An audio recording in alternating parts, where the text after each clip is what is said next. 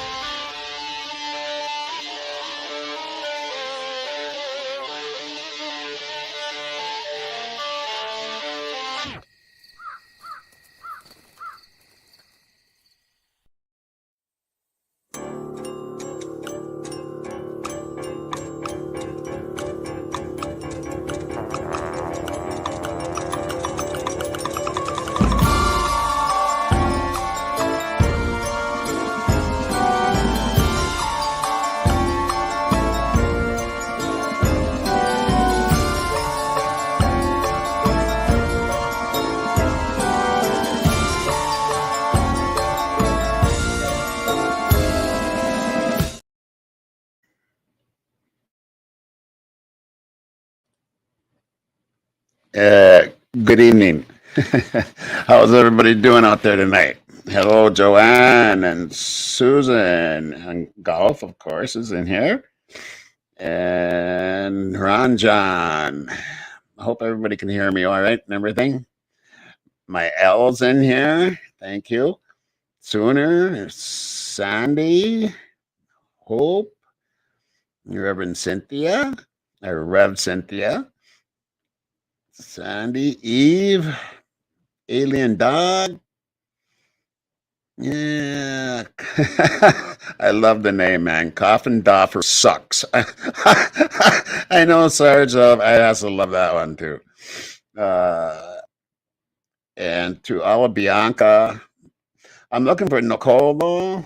I seen her name in here, and I'm trying to look for her because she is going to be one of my mods. I want you to welcome her.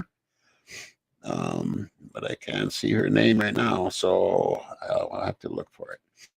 Okay. Anyway, we're going to get into some things. We're going to touch base on a dumpster, right? Get into some things that we touched on the other night, and let me get this out of here too for now. And it's hard when people are, always say you got to be fact based. You have to be fact based. You have to be fact based, which we try to stay to. But it's hard when you have a PCA that has no facts. And so what do you do? And we're forced to speculate a little bit sometimes, and that's what we have to do. So there's that. Now,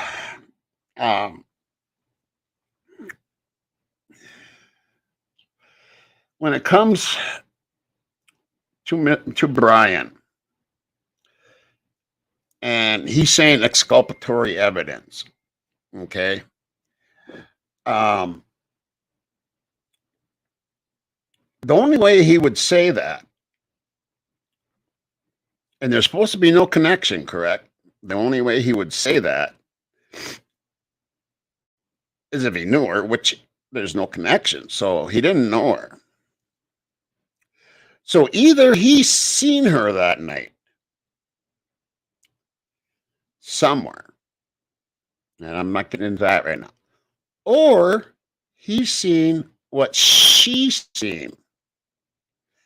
Okay. And Sarge touched on that the other night, and we're going to touch on that again tonight. And I'm going to bring in, someone. Okay, there you are, Nicole. I got to find you on the other deal here. Let me do this quick if I can. Thing is, I can't do it in the StreamYard. I got to do it in the YouTube thing.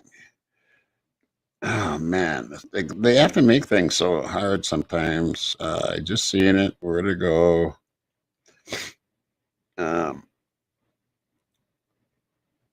Okay, I'm gonna have to check that in a bit here. I'll get you in a bit here, Nicole.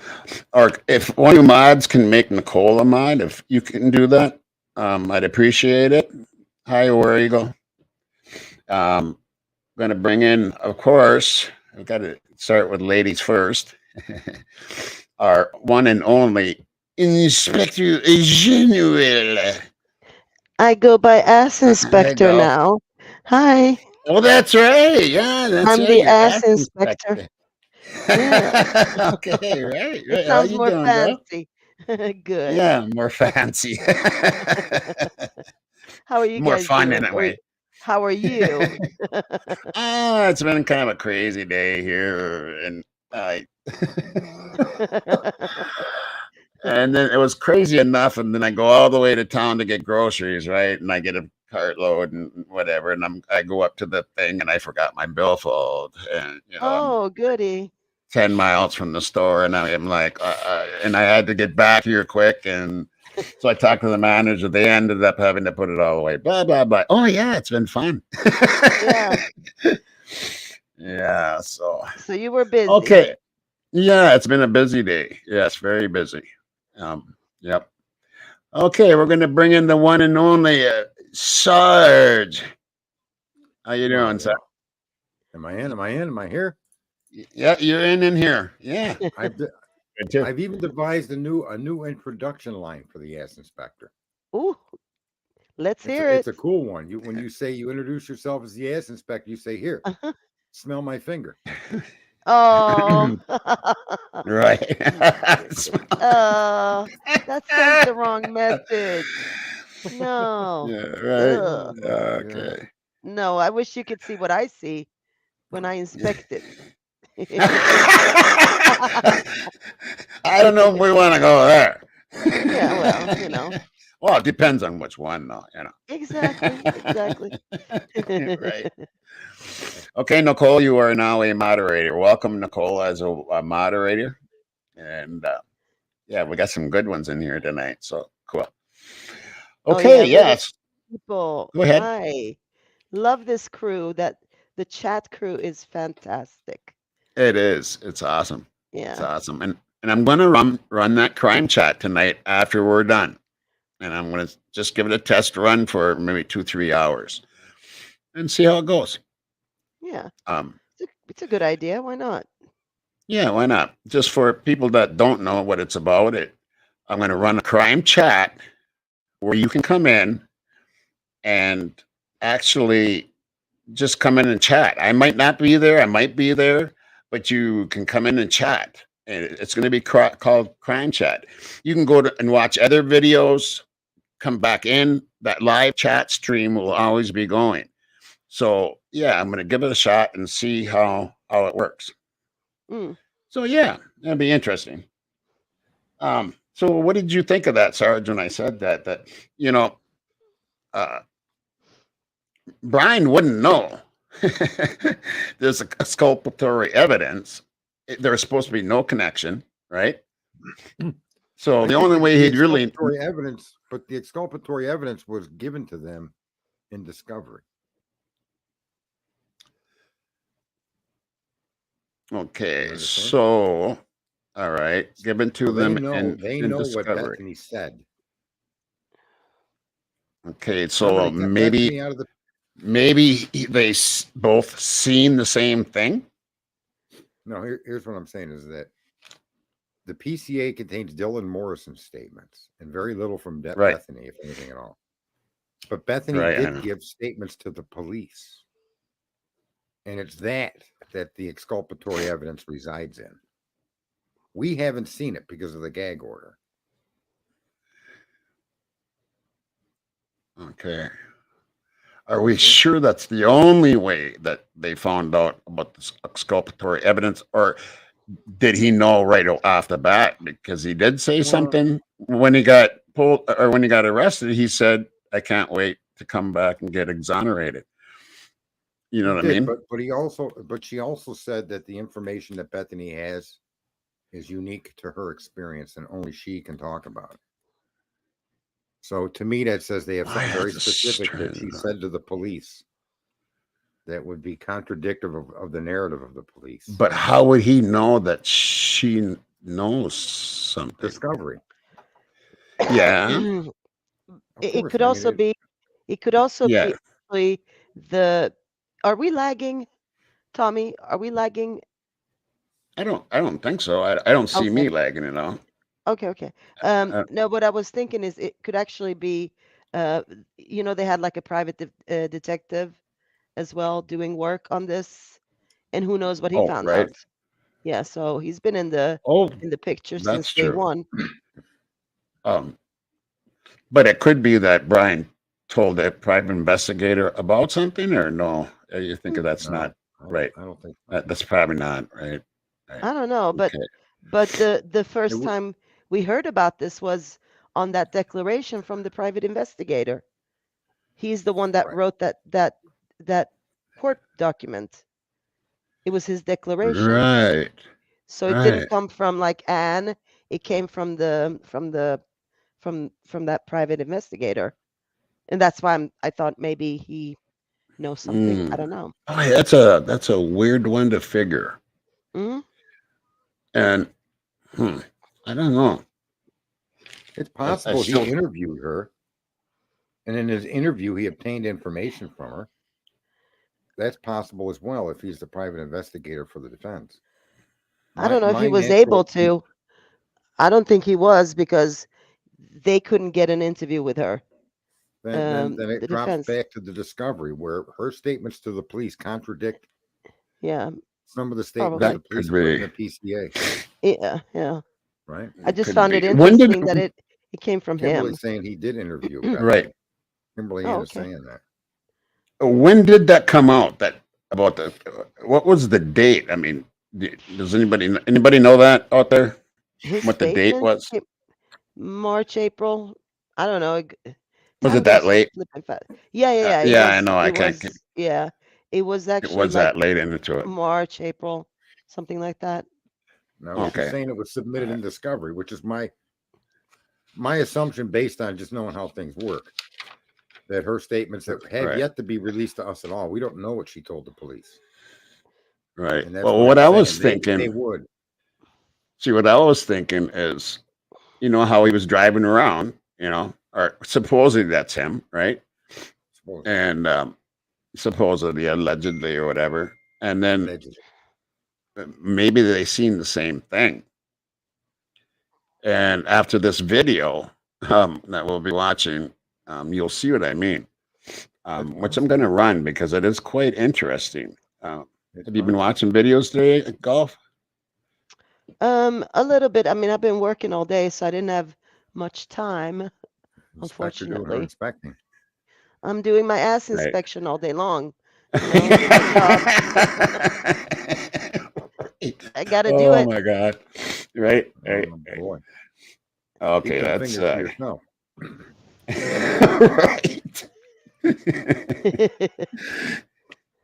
No ass inspecting here. You don't smoke. She put her hands up to her face all the time.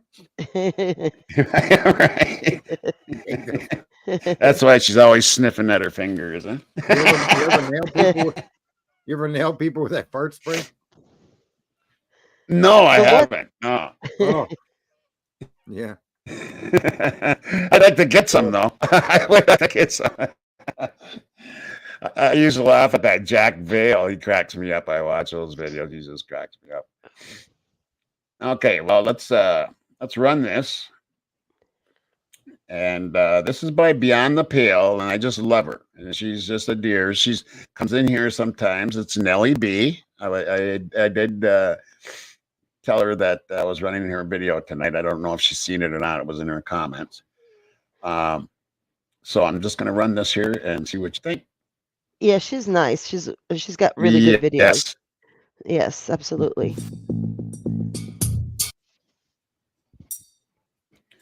I asked her Mary. Hi everyone, welcome to Beyond the Pale. I just want to have a quick chat with you today about something I saw on Jules of All Trades channel in the comments section. It really caught my eye. It's the video where Jules is discussing the possible exculpatory evidence that Bethany Funk may have, all unconfirmed, but What's the Obsession has claimed that a frat member has told her this.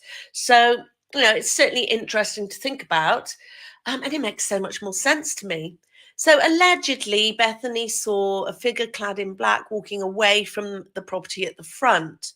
Now, how exculpatory that would be for Brian is questionable, but I think it depends on timestamp, description of the figure walking away, and also did they hear a car speed off? You know, there's been no mention of either of them hearing that or seeing that. So I'm going to read this comment out because at the beginning of this case, I did see or hear that the surviving roommates had heard hushed male voices and sounds like furniture being dragged around. I couldn't find this comment again. So when I saw this lady comment, she's taken notes of all the sort of student comments she saw sort of from the beginning of the case. I was quite sort of relieved that someone else had heard it too. So I'm going to read this comment to you now, and I'm going to tell you why I think this makes so much more sense to me than Brian Kohberger being the perpetrator. Now, this is all just my opinion. It's all alleged. This comment I'm going to read you is obviously unconfirmed. It's not based on fact. It is just a comment that someone had made at the beginning of the case. Here we go.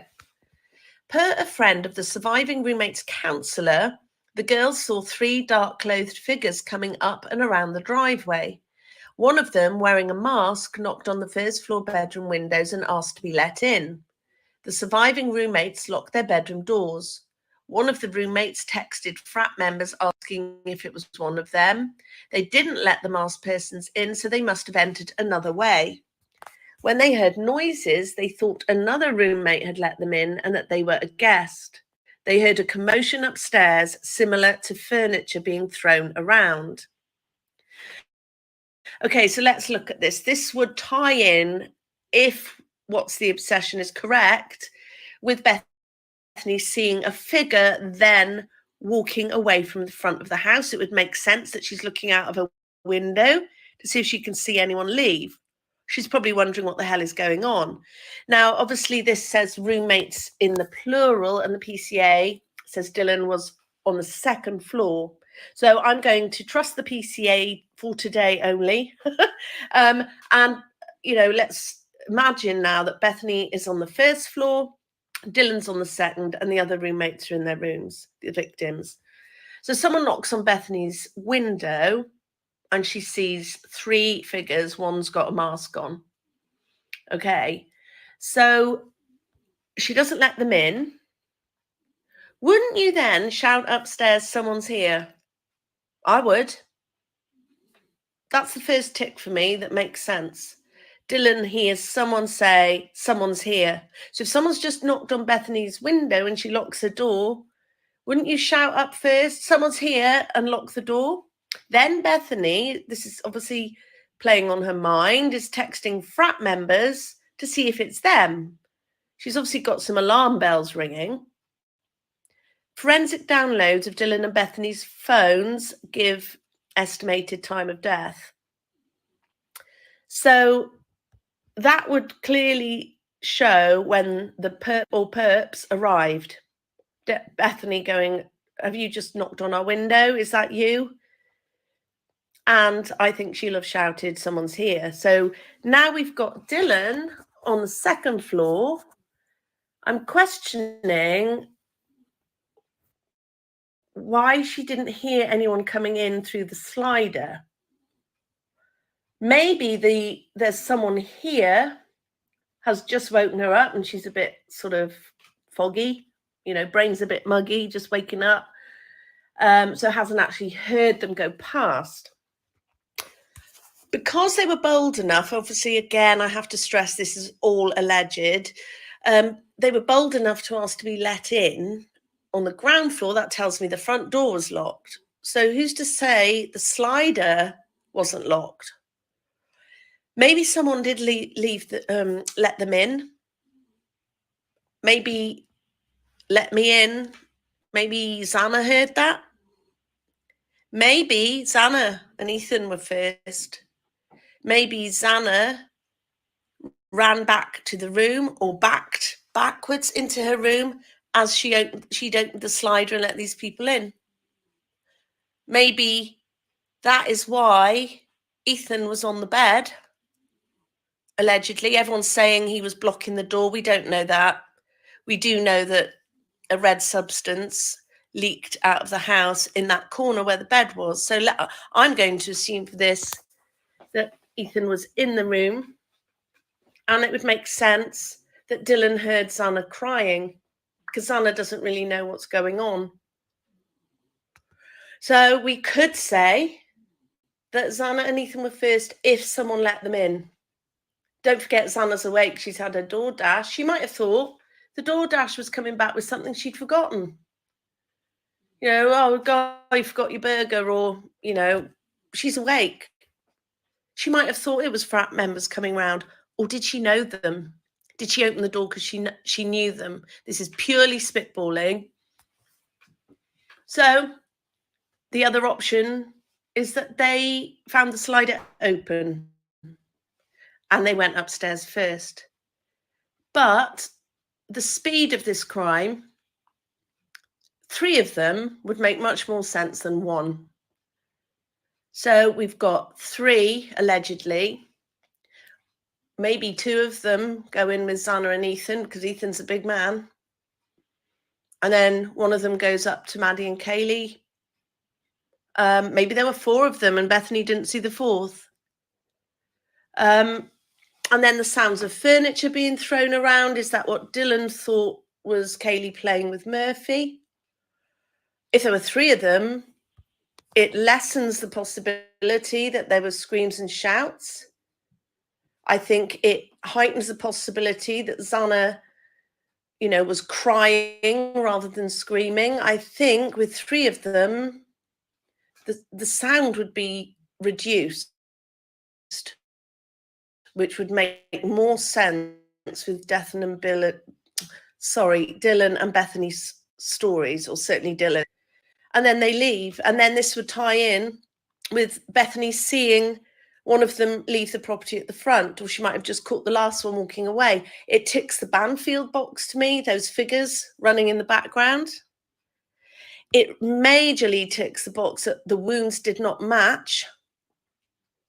And, I'm sorry, I've never got my head around the fact that Brian Kohberger drove around town and knew who was in the house, when to get in. He was prepared. Whoever went in there, if this was one perpetrator, they would have to be mentally and physically prepared to take on anybody they came across in that house on their own. Do you really think Kohberger was up to that? I don't. But 3 of them on a mission, watching the house, knew who had gone in there, knew who was in there, had something very important to do and fast. This makes so much more sense to me. Why would Brian need his phone? Why would Brian, if he was going to unalive Maddie, need his phone? Who was he going to call about that? Did he need Google Maps? Not according to everyone who thinks he's been stalking the property 12 times. And we don't know that he was stalking the property. We just know his phone pinged in that area. How many other people's phones pinged in that area? Those people on the Banfield, their phones would have been pinging in the area. And there's three unidentified male DNAs in that property that have not been tested, that are not in CODIS. So I asked these questions. There was a glove. They also took a cigarette, I believe. But one of those male DNAs was next to a victim. We're going to ignore those, are we, law enforcement? I tell you, this comment that I read on Jules, when I really started thinking about it, God, it ticked the boxes for me. The wounds do not match, said Steve Gonsalves. They would have to know who was coming and going. How does Brian know if he's driving round? He didn't know who he was going to face in there. 3 figures watching that house would know exactly who was in there. What do you think? Let me know. I think I might have said this already, sorry, but I think there's reasons. Bethany's statements were left out of the PCA. I've read comments, why frame Brian? Well, I wonder if, they found his car driving around. They found it, it fit. They needed their town up and running as soon as possible. And as they looked into him, he ticked a few boxes for them. Oh, he's studying criminology. Yeah, he's the guy who applied for this post. He's a bit odd. Kaylee's mum said that she believed they would have known them. Is that why someone opened the slider to let them in? All speculation. But doesn't this make sense? 3 unidentified male DNAs. I just nothing from Dylan and Bethany that they heard a car screeching off. None of Bethany's statements in the PCA. Of course, they don't have to put it in, but why not? They've kept things out. I think it's because it didn't fit with this tip they had that a car was driving around at that time. And I think perhaps they were genuinely suspicious of this car. And they found a few things that match. Oh, yeah, he's a bit old, wasn't he? Oh, criminology, bit of a loner. He's driving it. Why would anyone drive around at that time of night? Let's look into this. But they didn't have enough evidence. His phone's been pinging 12 times before the murders in the area. He's stalking them. I'm starting to think law enforcement was spitballing themselves and decided they quite liked it. And actually, he's an out-of-towner as well. He's an outsider. That looks even better for us. And they went for it. We only hear about the knife sheath after they've gone through his parents' trash.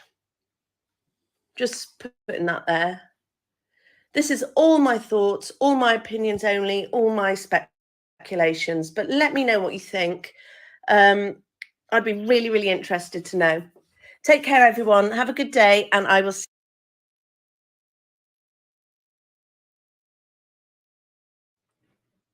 you. All right. Yeah, that was good. So what's your opinions on that?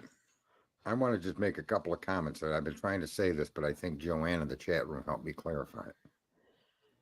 The fact of the matter is that this kid's education focused on cloud-based forensics analysis, okay? The electronic area of crime enforcement, okay? And yet all of the things that they caught him on are his specialty. And the things that he didn't focus on, all the biological, he beat them on.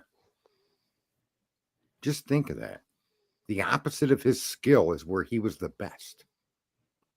Right. He could clean DNA and leave no trace from cars, workplaces, homes, apartments, his ass, people down the street. When Brian Kohlberger was done cleaning, there wasn't a trace of him or any of the people that were victims anywhere in that community. But he wasn't smart enough to leave his phone home. And he wasn't smart enough to realize that cameras are part of how the cloud-based investigations base a lot of their work on, right? A lot of those cameras do upload to the cloud. They save to the cloud, some of those cameras, right? So they didn't know that. But he didn't know that. Right. Apparently. Yeah. Genius. Yeah, this like this is an idiot genius. It doesn't. Yeah.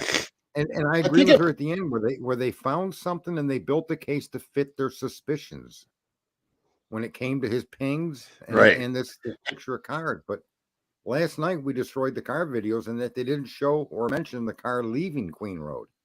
They only picked it up once it hit Walinda. Or Walenta, whatever that name is. Walenta. Yeah. There's Melinda again. Hey, Rory. Hi. What's up, Corey? So in that aspect, you've got, and she ties this into the three people that we're seeing running. Three people going in, people knocking on the window would be even more intense as to shattering their argument that it was a sole perp. So that is a very, very good assemblage of facts right there.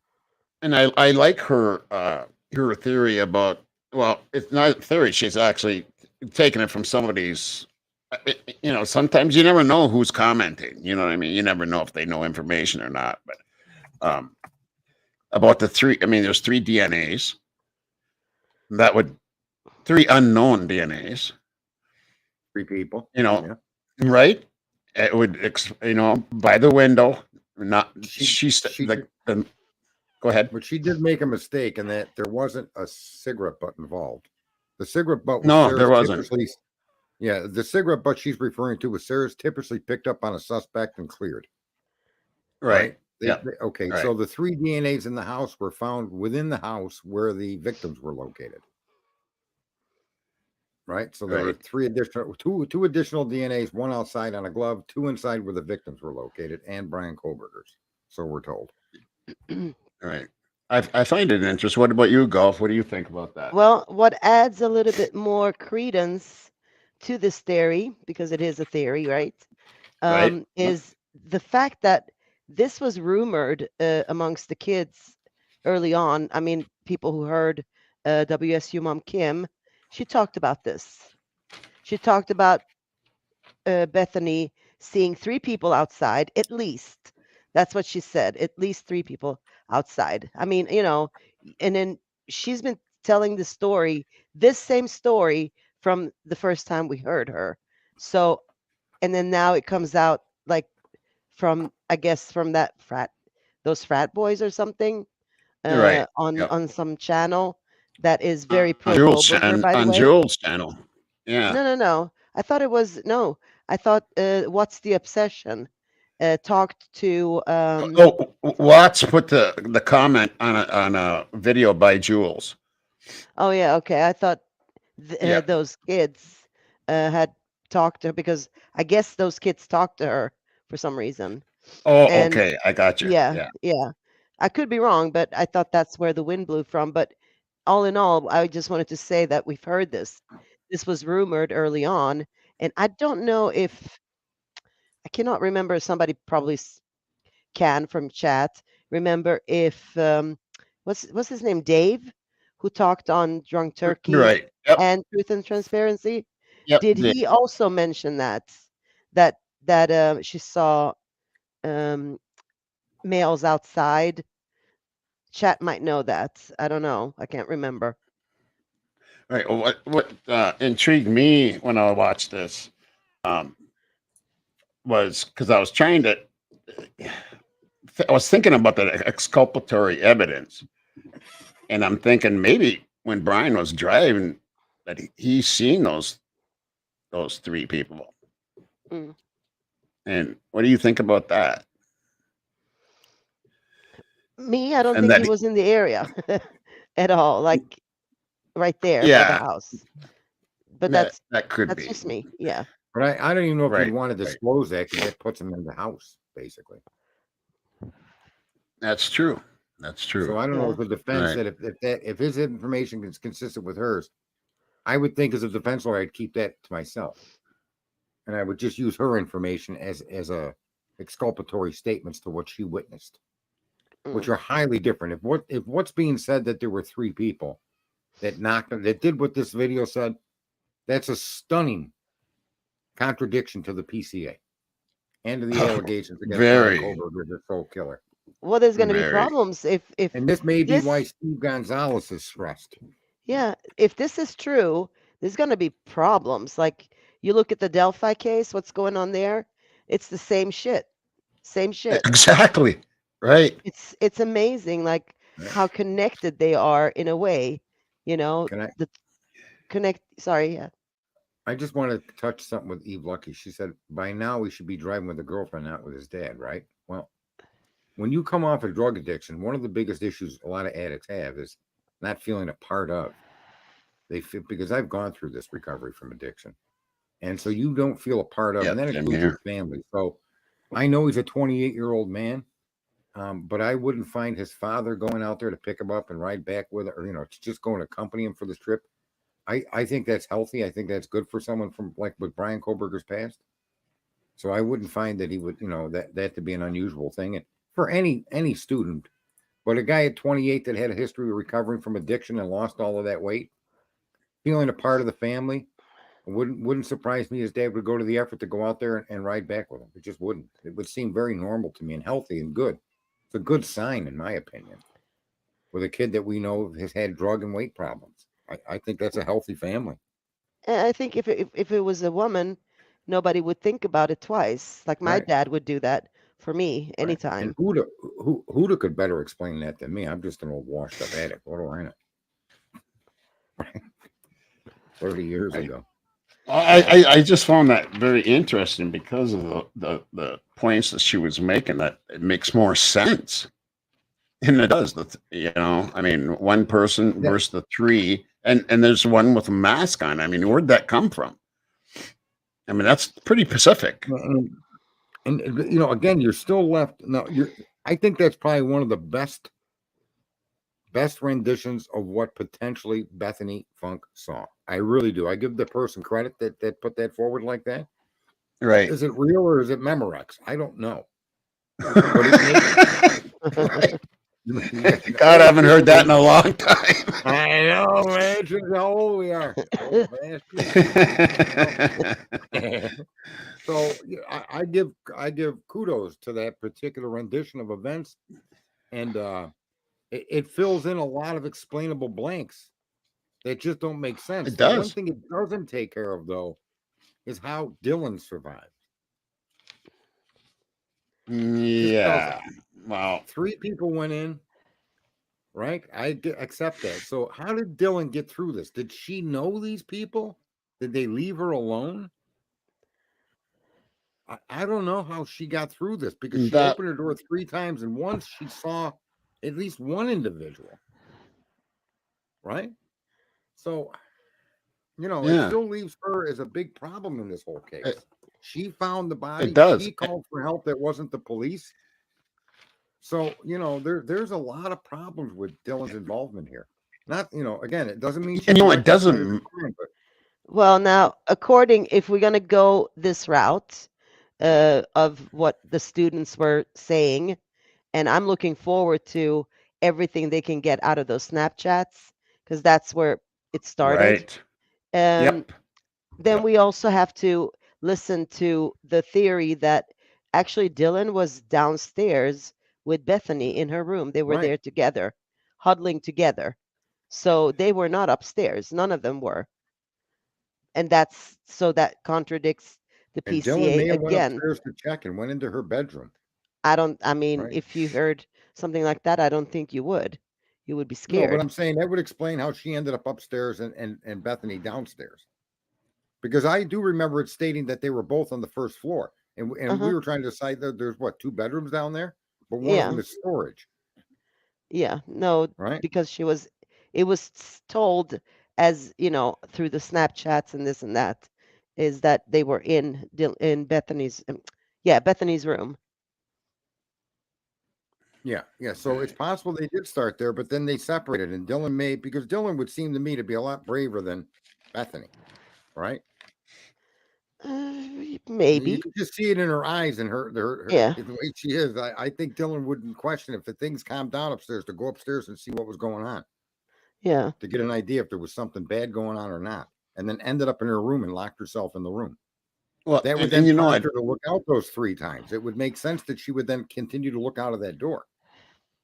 She knew something was happening. And it doesn't matter. It doesn't matter what theory we look at. And I mean, how many theories is out there?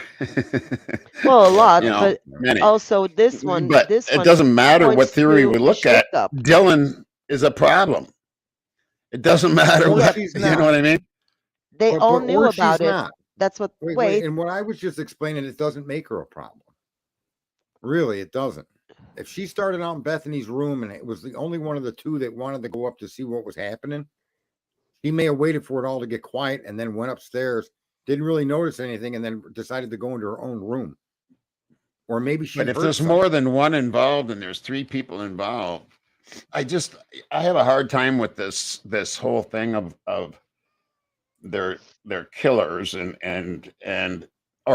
a killer, and they leave behind 2 people. I just have a hard time with that, because they must have known they were there. Well, yeah, but, I mean? Again, if you're going to give any credence to these rumors, you have to give all of it. And part of that was that everybody knew about it. It was going to be a shakedown, and it turned out bad. Right. That's the rumor. Yeah, like from, right. Add to this, I'll add more to this rumor to give it more credibility as far as being a rumor with some connections, right? Because you can do this. So here's the deal. Those 3 probably came from the disturbance in the fight that Ethan had, right? So he had to fight some sorority people, and then later, we're going to get into that. Yep. It's possible that Bethany looked out the window, not Dylan. Dylan may have been sitting on the bed or laying on the bed, but Dylan looked out the window because someone knocked, right? And she saw 3 people, and then she said, "Someone's here." And that's where you mean Bethany? Bethany looked out and said, "Someone's here," and that's where Dylan Morrison said she heard someone say, "Someone's here." She may have been in the bed in a dark room with Bethany, right? Nothing nefarious, just that's what they were doing. And then they heard the commotions upstairs, And then when Dylan said I think Dylan then left the room on the first floor, went to the second floor, her own room, and more disturbances happened. And on one of those occasions, when she opened the door and looked out, she saw somebody leaving the premises. But she did not see, I would suspect that she did not see the people knocked on the window. Bethany uniquely saw 3. And then Dylan saw 1 leaving. So what I'm saying is we've got to try to look at it from them being completely uninvolved and victims, okay? And possibly have more involvement than we know. So in all fairness, like Brian is guilty and he's innocent, right? He's both. We don't know. Then the unique thing about this theory is we look at it as the person getting away, but this theory is them getting into the house. Yes, it's the other side. And that's what Bethany would have seen. Not somebody leaving, but somebody actually getting into the house. And to me, that makes more sense. And the way, of course, she did a good job of explaining that and some of the things that it would back that theory of someone going into the house. And if they did do that, it would be somebody they knew, and it sounded like we're scared of. Did you get that from that? That they were scared of these people. I mean, the evidence is this Snapchats, because obviously they must have originated out of the house, right? So it would be Dylan and Bethany starting this Snapchat. So that's evidence right there, if it exists. Or I mean, it does. There is a Snapchat that exists, but we don't know what it says, right? Or has it? I mean, can it be tampered with? I don't know. I don't know these things. Don't those things disappear immediately on Snapchat? Yeah, but I think that's what people thought. You can actually retrieve. Oh, really? Information is what I've heard. I mean, I could be wrong. Stored in the cloud. It's Rory's got a good question. Rory's got a good question. Are the Snapchats confirmed? Did we? Was that ever confirmed? I'm not sure about that. If that what? Sorry. I got it on the screen there. Rory wanted to know, are the Snapchats confirmed? Well, we know that they did do warrants for Snapchat. We know that much, right? Yeah, absolutely. There are warrants for it. And how confirmed they are, I don't know, because we don't know what's on them. But there are Snapchat threads. And so if we listen to what Dave said, more than maybe WSU mom, Kim, then I think, yes, there is a Snapchat chain out there with information. But I mean, obviously we can't confirm it, but this is from, horse's mouth. Right. And they would have that, I would think. Yeah. That exculpatory evidence in and of itself may in fact, if it's accurate, may be a big issue come Friday when there's that closed hearing. Okay? You don't need to cross-examine. Say that again, Sarge. If this information is accurate to what Bethany's involvement is, it's going to play a big role in the dismissal hearing on Friday. Oh, no shit. We don't know about that. No shit. It would be an important piece of evidence that's being withheld and has been kept quiet, right? Right. Yeah. Yeah. Yep. And Deb said that WSU mom Kim said that LE was able to recover the Snapchat. So yeah, they got definitely got it. Yeah. Yeah, I mean it disappears for the users after I don't use Snapchat, but I know it's supposed to disappear so that that leaves room for new chats, I guess. But they can still go in and retrieve. I don't know how far they can go back, but I think the warrants went out pretty fast for that one. Right. And Nicole is saying that legally digital media must be kept by the parent company. Text called snaps, DMS, they have to be kept for a certain amount of time, I'm sure. Yeah, I'm sure. Yeah. Right. Yeah. Right. And that kind of brings up, it's a good point. Pearly Gates, that's kind of what we're pointing at right here in this stream about there being other people there. So I'm just responding to Pearly Gates comment. I'm watching the chat. Yeah. So am I. Yeah. Okay. Well, that kind of brings us to, and I know this is a controversial subject, and I don't want to get into some areas of it because I do have an investigative team that's working on this. But the fight, and it's kind of a touchy subject to some people. What we're hearing is there was a fight over by Linda Lane. I kind of know where it's at, what they're saying, and that fight with Ethan, and I'm not naming anybody else, was over there. And some of the stuff I'm hearing kind of matches what's going on with that video.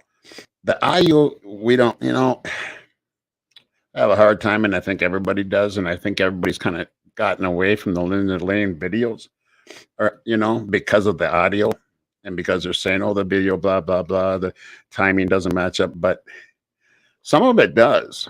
If you look at some of that stuff, you can see people like going back and forth, and you have to, and then some of the audio, it does sound like there was a fight going on over there, and it makes me wonder about, like I said the other, were we on last night or was it the night before? In Rory's show. Last night. Was that last night? Okay. Yeah. Last night. Oh God, I'm pulling a Dago here. Poor Dago, he's now forever known as I know when you lose your train of thoughts. Right. We have to apologize to him, all of us. Yeah, I apologize, Dago, and it's all in fun. So, but yeah, we have to think about that fight, and did what I was saying the other night. Were they even on? Here's my whole thing. You have shit PCA. We're trying to come up with facts when the PCA doesn't have facts. You know what I'm saying? And so I'm to the point now where, is the house just a mirage to what happened? Well, look at the PCA like this, Tommy. It contradicts all the information that law enforcement put out to the public. Exactly. It contradicts all of it. Everything they say, they contradict, which is just stunning. I've never seen such accusatory instrument like that. And that's why people are confused, because if it was correlated with the information that they put out there early on and throughout the whole process until the PCA came out, nobody would think twice about it. But everything is like totally different. It's like it took a turn. Listen, I said early on that it may in fact be may have been a mistake, because as Mr. Gonzalez had said that his daughter did, the two upstairs didn't have to be killed. He said something to that effect. Here's what I suspect. Right. Yep. He did. Yep. People came in through the glass door and thought they were on the first floor. He didn't have to go. They didn't have to go upstairs, thinking that was the second floor, and encountered those two girls, and that's when that took place. And they took those two young women and did what they did, and then came back downstairs to go for, and then to get Zana and Ethan, primarily Ethan, I believe, may have been their target, based on when we say that there was that fight with Ethan and the sorority guys at the band field or whatever the hell whatever people have been saying. If that's real, this may have been a continuation of that went crazy. And I thought right early on that the two girls, after the father had made that statement, I just thought that second floor entry may have been confused. Even if you'd been in that house, you may not have realized and see a staircase on the right, and you go up the stairs thinking you're going to the second floor. Right. Because even if you came in the first story, listen, even when you come in the front door, you got to go upstairs to get to the second floor. So no matter what you do in that house, you're going to climb stairs. Unless you're going, you'd almost have to know. You'd almost have to know the house. You'd almost have to know it, right? Let's say you casually knew it or didn't even know it. When you came in through the sliding door, it's at ground level. You naturally would assume you're walking into a kitchen. You would think that that's on the first floor. Name a house where the kitchen isn't on the first floor. You can't. Every house you've ever been in, the kitchen is on the first. So's the living room. So if you come in through that sliding glass door and then walk through the kitchen and see a staircase on your right, you may mistake that for going up to the second floor, thinking you're going to Zana and Ethan's room. Right? That could be completely wrong, but I could see anybody making. Yeah, I can see that. The thing is that and that's based on Steve. The house is a house full of lies to me. It's just it's a house of lies. That's what it is to me, and that's what it's turned out. Yeah, it's not the house. Exactly. It's the investigation. It's not the house itself. It didn't lie. I mean, the house stands and is now owned by the university, who owns the crime scene. Funny enough, but no, it's not that the house is a lie. The house is there. It's always been like that. What is a lie is the investigation. That's it. That's a lie. Yeah. All right. Well, what I'm hearing. Okay, and I'm going to say some stuff that I hear. Okay. Okay. But I'm not going to get into names. Billy was really good coming on and explaining, what she's seen, okay, and what she sees, and she's still looking in things, or but she's kind of. I don't want to get into it, but I got a couple of other investigative people on this, and what we're hearing is there was a fight over there, and that and Ethan was the target. So this is a little different, that Ethan was the target, and Zana, and then Maddie and Kaylee was last. And that they all were done there and brought to the house to make it look like it was done at the house. What do you think of that theory? That's possible with an 8-hour cleanup time. Because But if the scenes were a bloody mess, as stated, let's take that as fact. That would mean that there was blood slinging from the murder. Well, they're saying they used body bags. No. Listen. No matter how they would have got him in the house, you then have to explain how the rooms were a bloody mess, which indicates that, when you're stabbing and pulling the knife out, you're slinging blood. Mm-hmm. Blood is spraying and spurting. You're you got a live body there with a pulse. So if you would have brought the bodies in and staged it, then that would have been noticeable, because there would have been no trace of the weapon being used in that room. There wouldn't be blood on the ceiling. Made it look that way. On the walls, right? Yeah. Well, so I think the body bags keep the blood in the bags. I don't think they seep out, so they could make it look that way, and they could,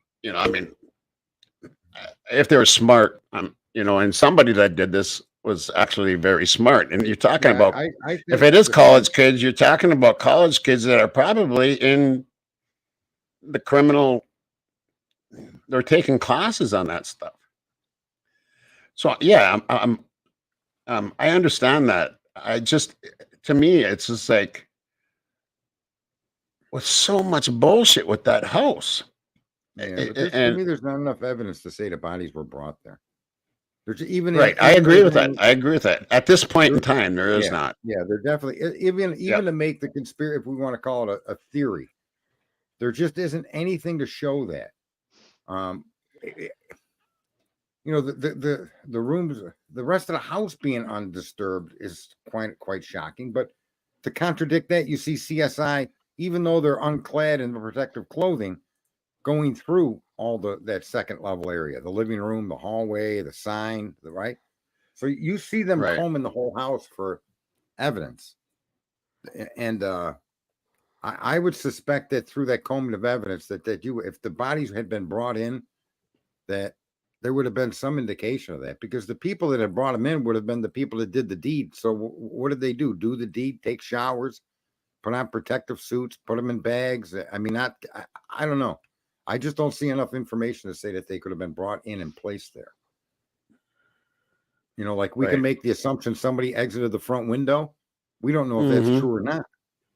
But there is information that we have that suggests that. This information about 3 people and then knocking on the window to let us in. There is a lack of information that allows that to be considered, because we don't know what Bethany saw. The idea of moving bodies, though, I just don't see the lack of or the presence of information. Right. Well, maybe, maybe only a couple of them were too. We're not. Yeah. There is there is some investigative stuff going on, and I'm waiting, trying to be patient. But if someone wants to come up, there is an open panel tonight, so. Please If somebody wants to come up, I'm going to be posting the link here. The only exclusion would be Jennifer Cum Dumpster. She's not allowed up here. Why? No. even her. I wouldn't mind. Actually. I'd like to get her in here and I just took the opportunity to use that word. Right. Listen, I've actually had private conversations with her on Twitter, on via DMs, and I challenge her on everything. I mean, you don't have to fight. It's a discussion, right? We don't see it the same way, and whatever. Right. We just sick Sarge on her, man. We just sick. She would appreciate it, I'm sure. Challenge. People started calling her that. She actually banned me because people started calling her that. Literally. What's that? People started referring to her as Jennifer Cum Dumpster right on her Twitter account. And you're the one that started it? Yeah. Are you the one that's really? Absolutely. Oh, that is fucking hilarious. I'm not some mild-mannered guy over Sarge. That is fucking hilarious. Ass inspector, you don't think I can't come up with shit like that? Come on. I know it was you. It was you. I know. I was pretty sure, but I had to ask. Yeah. She actually banned me after a little bit. You didn't have to come out and say stuff like that. Like, whatever, Cum Dumpster. And then she banned me. I'd like to ask her why she's so the way she is, but whatever. That's funny, man. I have my own theory on that. I now believe possibly she is the private eye for the Gonzalez family, and poor them if she was. Yeah, that's my theory right now, because of all the verbiage that they've been using over there, like if you listen to like the kill kit and all that, she posted that shit. She started that shit on Twitter. That comes from Coffindaffer. All those words and a lot of it goes hand in hand with what Steve is saying. Yeah, so if you pay attention, who knows? I'm just throwing it out there. It doesn't have to be. That's my speculation. I'm just saying. Yeah. What if she was that all along? She was that informant to News Nation. According to our informants, who knows? Who knows? She's a former FBI agent, Exactly. And she does do work for free I've seen that. Like, she offers, I know she costs a lot of money, but she does do free work for certain people. I've seen her offer that to families and stuff like that. So it's not, who knows? Right. Yeah. I didn't want to sidetrack the conversation. No, sorry. that's fine. No, you're not sidetracking it. Yeah. No, your thoughts are welcome. Your fingers aren't. That's not a problem. Right. See, and what Nicole is saying here too. That's what I'm hearing. Like that kind of stuff right there. And there's no proof of that yet, but it's interesting to talk about, because there was somebody going, well, Ethan didn't have any enemies. Well, yeah, he did. We did find that out. Nobody's perfect. You always have, but you don't need an enemy to get into a fight. You just don't need an. I was in a bar, and someone threw a drink in my girl's face. I jumped up on the table and kicked him right in the face and dropped him. Right. I didn't know who that person was. There was no. Oh, that's happened to me. There was nothing there. It was a matter of just responding. It ended up being an ex-boyfriend. I didn't know that, but the bouncers took me out like a log, 3 of them, and then rolled me up on the threw me like I was a pizza, like a ball, and I landed in a. Why is it I can picture this shit? It was worth kicking that guy in the face and knocking him out. It really was. Right. I used to wear a cowboy boots back in the day. That was my nickname, cowboy. Mhm. Yeah. So But anyway, there is that's not speculation that there was a fight that night. That we know of, right? We know that. Right. We know that there was a fight. Where it took place, we don't know because they never said where it took place. So and it I could have. think, Yeah, they didn't. Yeah. No, keep going. No. That was just my point. Is they never said the location, and it could have been Right. like they went over to another party over by Linda Lane or whatever, and there could have been a fight that broke out. I right really there. truly believe that has more to do with this than anything. Can I ask a question? Especially the stuff that I read. Whose channel was it? But they ran that. Remember when they ran that 4chan? We talked about it last time. You remember that? And they were talking about the shrunken balls and Yeah. and Ethan saying that, and I can see that happening. I mean, that sounded so true to me. And what that guy was saying. It was posted early on too. It was like way Yes. back in like November. Way back. I remember when Yes. that was posted. I was on Yep. 4chan. I paid attention, and so obviously that was like, whoa. It was like Right. almost revelation because who knew that these kids would kind of come forward like that? Now it could all be a lie. We don't know, but we do know because the media was out there. They interviewed people. We do know that there was a fight that night. So Right. that's a fact. Can I ask a question to connect maybe to this? When Yep. they're on the camp walking to the wagon there, the food wagon, whatever you want to call it. Yeah. And she mentions the guy Adam, and then what's his connection to this at all? Who is Adam, and is he connected to Ethan at all? I don't know. Okay. And then I have no idea. And then the guy in the white I found that out once. How about the guy in the white pickup truck? If their white pickup truck was with someone they knew, was that person connected with Ethan at all? Were they? Oh, you mean like that one that just circled around? Yeah. That one. I mean, I don't know. To be honest with you, owns that white pickup though? What's the name of that person? It could be anybody. I mean, JD. Who was it that? Who's that? Jack. That's Jack DeCour. Jack DeCour. Adam is DeCour's roommate. And is DeCour part exactly? And that's Kaylee's ex that she dropped. Yeah, but wouldn't they notice the car? Is DeCour connected to the sorority and all that Ethan had a problem with? Actually, I think so. Yeah. Sorority, didn't he? Yeah, and actually, he lived real close. But he's 30 seconds away from Kaylee's place, from the house. There's more and more circumstantial evidence tying Ethan's as being the target is what we're really looking at here, right? That's kind of why I'm asking these questions. Does some of these players in this scenario have connections to the frat house that Mr. Unfortunate Ethan had a battle with, had a fight with? Did he beat someone up? Did Ethan come out the victor? And these guys came back, and it turned into this. And what gets to me is they were cleared so fast. Not Sigma Chi. Okay. Is Adam Sigma, the bartender, Jack? Ethan's lived there too. So who'd you tell? I told Adam everything. Didn't she say something like that? Yeah. I told him everything. Who? She said Adam. Right. Is Adam one of the sorority guys? Fraternity. Fraternity. I don't know. Listen, they wouldn't let me on campus. I don't know. Does anybody know out there? Does anybody know?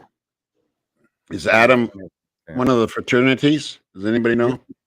You want to know how involved I got with the college when I was growing up?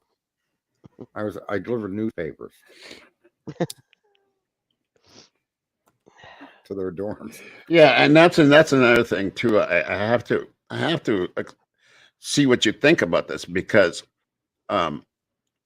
let's just say, okay, here's one of my theories that I'm coming up with because of things I'm learning. Is that someone could have went over to the house and told Kaylee and Maddie that Ethan was getting beat up over by Linda Lane. Okay.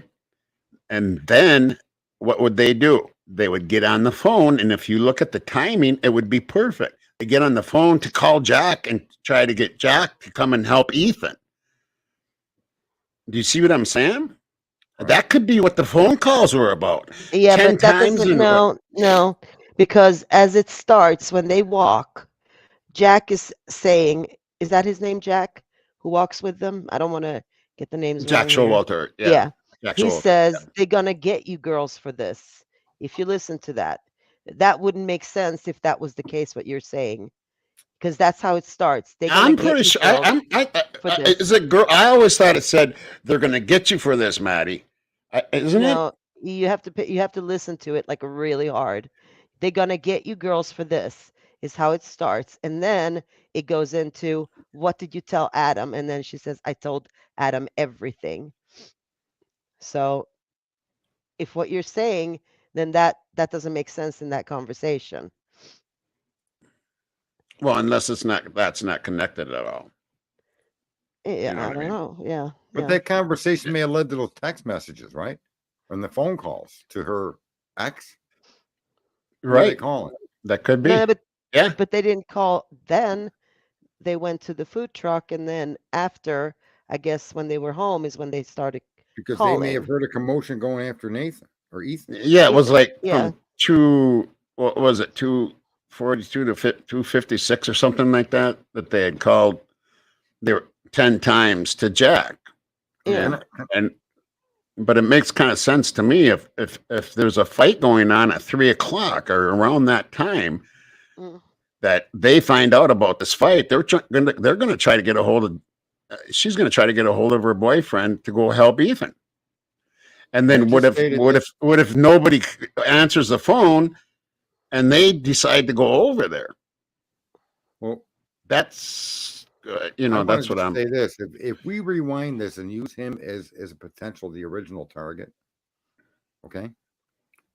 And these people had entered the home and went for him, and the two girls upstairs became witnesses, and the two girls downstairs were hearing a commotion, right?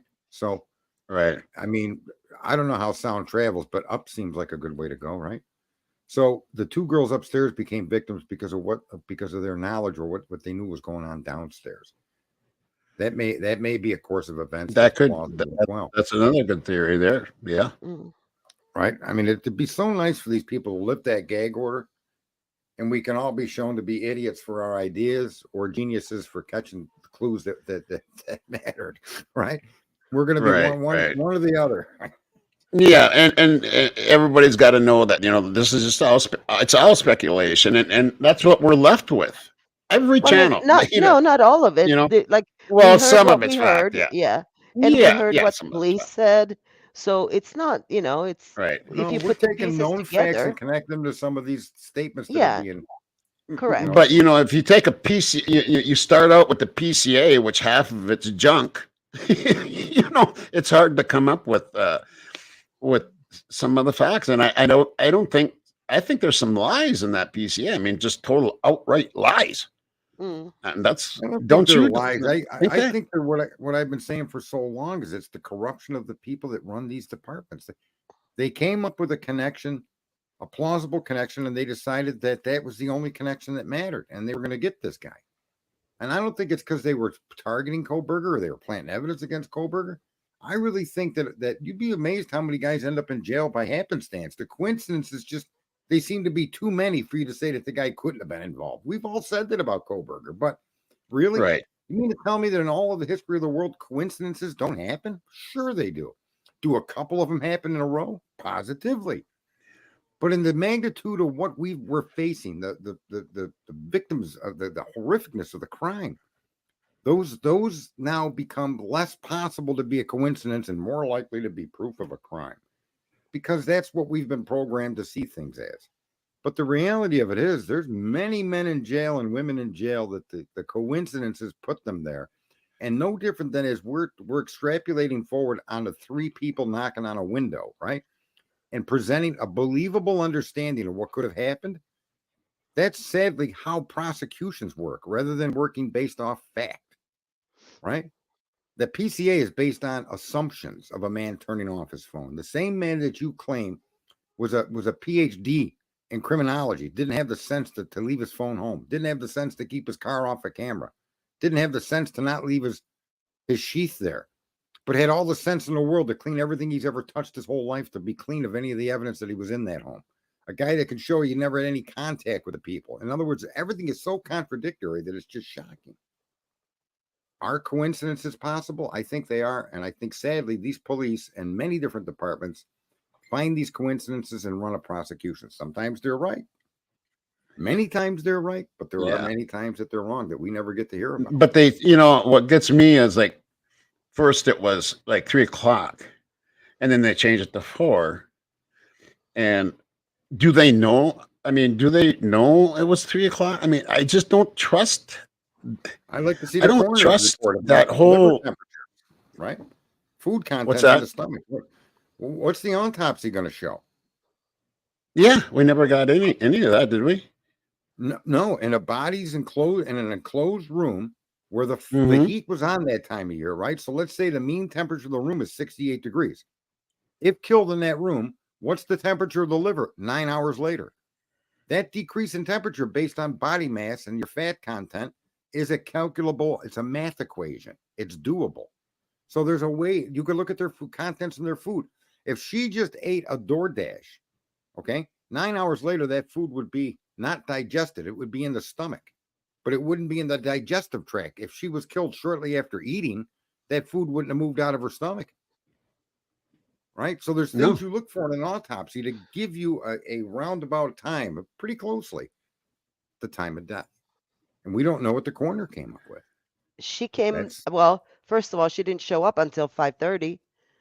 Right. And so, that's not right. Which is like, that's what, how many hours later? Isn't she supposed to be the first one of the first ones on the fucking scene? She, according to that interview, she's like, oh, I don't go in until like the police has been in there and done a sweep through and all that. That doesn't even make sense to me. I don't know about these things. I can't say either way, but yeah, it doesn't sound right. But no, it doesn't. I couldn't say either way though. She could be right or she could be wrong. Might be good to look up just to find out, how it's supposed to go, because it just doesn't seem right to me. And then you got the lead investigator. He took 4 or 5 hours to get there. Wasn't that it? Yeah. I mean, that's just crazy. Yeah. Crazy and shit. even somebody says the coroner is just a nurse. Well, she can take body temperature. She can do like basic things, right? I guess. I don't know. I mean, I don't know what they're doing, but she can do basics. Like she won't be able to do what a real coroner does. I mean, a real medical examiner, obviously, but she can do basics. And from the basics she did, she estimated, sometimes after 2 is when they were, unalived. So that was her assumption. Sometimes after 2. That's what she said. Well, I read some of the stuff about determining the time of death, and there's many different things that happen to a body as it after you stop living in it, right? And all the muscles and all the it just shuts down. Yeah. The collection of blood in the body, where it is, the bruising that shows through on the outside of that, the temperature of the body, the temperature of the liver, contents of the stomach. There's all kinds of things. You could look at the eyes, rigor mortis. Were they in rigor mortis when they had found the bodies? So all of that stuff is used for them to come up with an estimated time of death, and they're usually fairly close. Yeah. But so much of it is hidden that it's hard to, We don't know what she determined. We just don't know. We don't know what processes she used, or if she didn't do it at all, which would be shocking and negligent. I mean, so we just don't know. Yeah. Well, what's going to prove negligence is if we hear, like, as we were talking about the Snapchat threads telling a different story, Bethany telling a different story, all that is going to be like evidence. That's going to be like, wow. Honestly, I don't even know what to say. Yeah. It's flipping insane. Everything these people have done, they've thrown shadows on their own work, and they trying to protect their mistake with the FBI has shut everything down.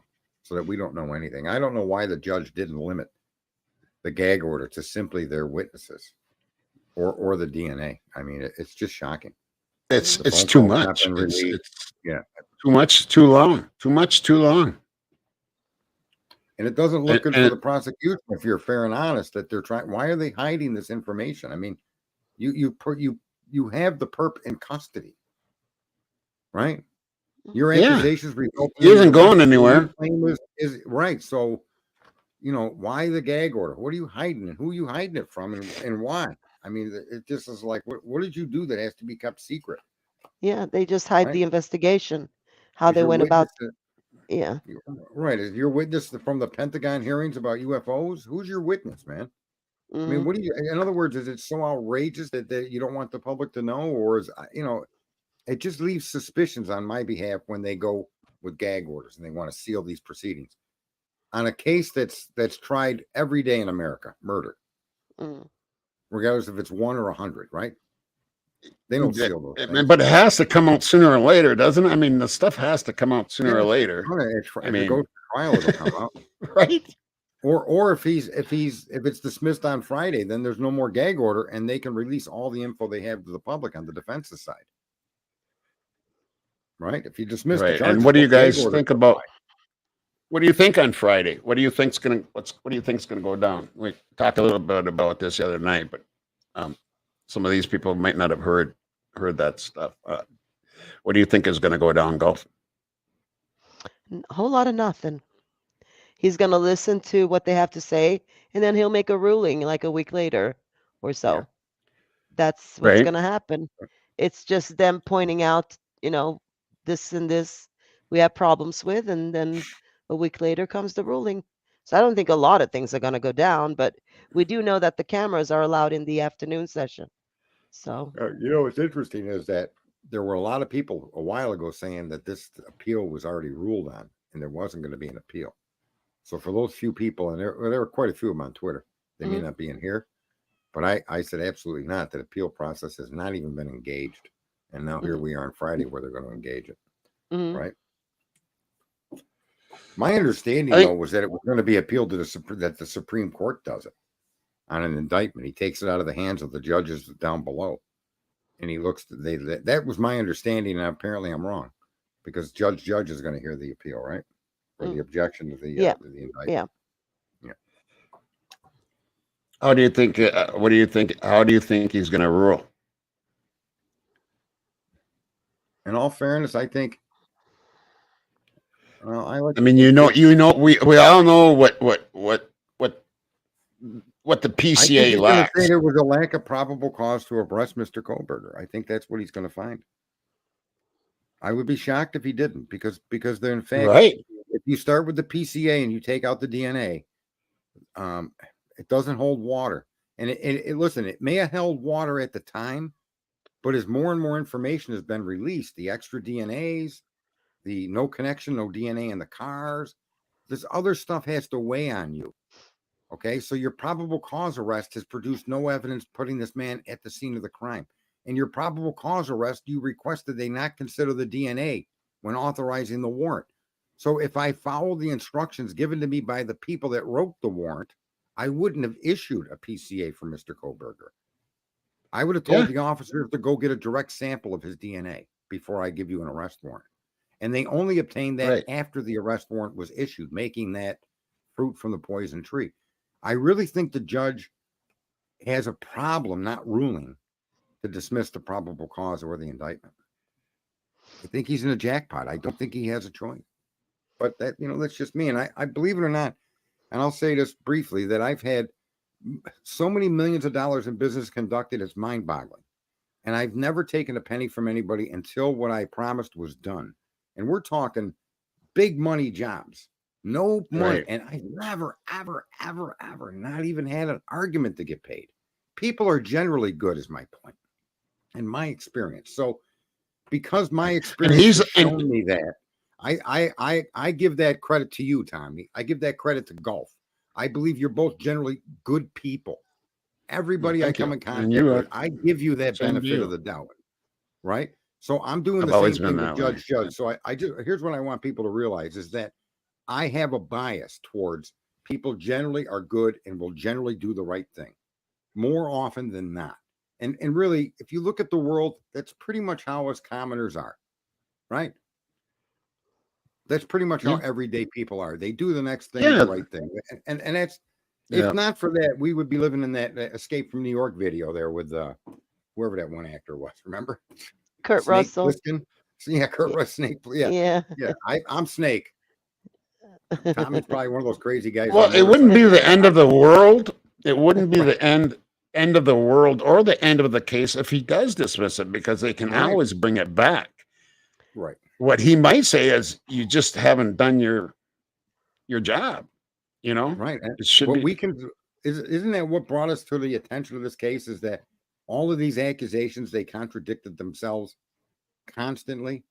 And that the PCA was written in such a way that there's no evidence placing him in that house. And then in the same breath, with no evidence, a car video and phone pings that don't put him at the house. Right? Your own cell pings show he wasn't in the area because his phone doesn't come up in that area. So that's evidence of him not being there. It's not evidence of his phone being off. You can argue that's what it is, but it's evidence of both. How about that? And the smoking gun ain't smoking. Right. It puts it right. And Anne is going to attack this, and this is a closed door thing, and maybe it is a good thing. I don't know, but Anne is going to attack this with every fucking thing she's got. I mean, this is a huge part of the case. I mean, she can get it dismissed if she does her job right? Well, and then Golf Inspector said something last night, or Ass Inspector said something last night. I better come correct. Ass Inspector. Yes, Ass Inspector. I apologize, Ass Inspector. The comment Judge made about their probable cause arrest, that it was weak. It was weak, and it is. Right. Yeah. At that point, like, he probably thought differently to begin with, maybe too. But at that point, he was like, it's a weak PCA. So, but it's going to be very telling how he rules on it. Like, because does he have the cojones to do it? But I don't know if it's going to come down to, you know what it's going to come down to? You know what it's going to come down to? Something we don't know because of the gag order. We don't know what Anne's got. Yeah, exactly. We don't know. We don't know what she's got. Judge knows what's there. We don't. What we do know about what's not there is very telling when it comes to the investigation after the arrest. Right? Yeah. So the investigation after the PCA is empty. It's a non-starter. Nothing provided so far to us, to the public, shows Brian Kohlberger's involvement at all. Even prior, it's supposition when a policeman says, it's my experience that criminals turn their phones off before committing a crime. Well, okay, that's true, but Brian Kohlberger wasn't a previous criminal. What did he do? Took his kid, they allege he took his sister's cell phone to go buy drugs 10 years ago? Ooh, what a criminal that guy is. Wish that was my only crime. I can't even believe I've been on channels where they're just ripping on Brian about that. And I'm going, are you fucking serious? But again, to use that statement to get a warrant to arrest somebody for quadruple murder is so weak that it isn't even funny. Yeah. Well, no, the smoking gun was also, as I said, not smoking anymore because there is no chain of custody for the knife sheath. That was their smoking gun all along, and it's not usable because they cannot prove the chain of custody. So it's going to get thrown out. So what do they have? They have absolutely nothing. Well, they said they weren't going to use the sheath at a trial anyway. Yeah, yeah. And that's why they don't have to turn it over. But they used it for the grand jury, I'm sure, for the indictment. They used it in the PCA. And in the indictment, I can guarantee you. Right, and that's my objection to the whole thing, is that if you're going to use that information to arrest me, you're giving me that information to examine, because without it, what are they going to do? You got to call. Maybe the judge needs to be called in that signed the PCA. Maybe Ann's going to call the judge. You signed this PCA. Can you tell us under what the basis of signing off on this document was? What in there told you that Mr. Kohlberger was likely to have committed this crime? That may be another reason why this hearing is sealed. Remember, you do have a probable cause warrant signed by a judge. What did you sign this for? What in there gave you the idea that this man was involved as the main killer? That's a legitimate question, and I think Ann has the right to bring that judge to trial in court. Right? It is. So we ought to look out for that in the hallways or stuff on Friday. Is the judge that signed the PCA in that building? Well, I'm going to tell you a case I was involved in, all right? I got busted in 79, all right? And for a felony amount, I'm just going to tell you, for a felony amount of marijuana. It wasn't much. It was barely over, okay? Whatever. But they had a search warrant, and they came in. They did the whole thing. 6 of us went down. It was like 1 by 1 through the whole town. For like 2 grams? Yeah, something like that. But it was, and you know what the lawyer said?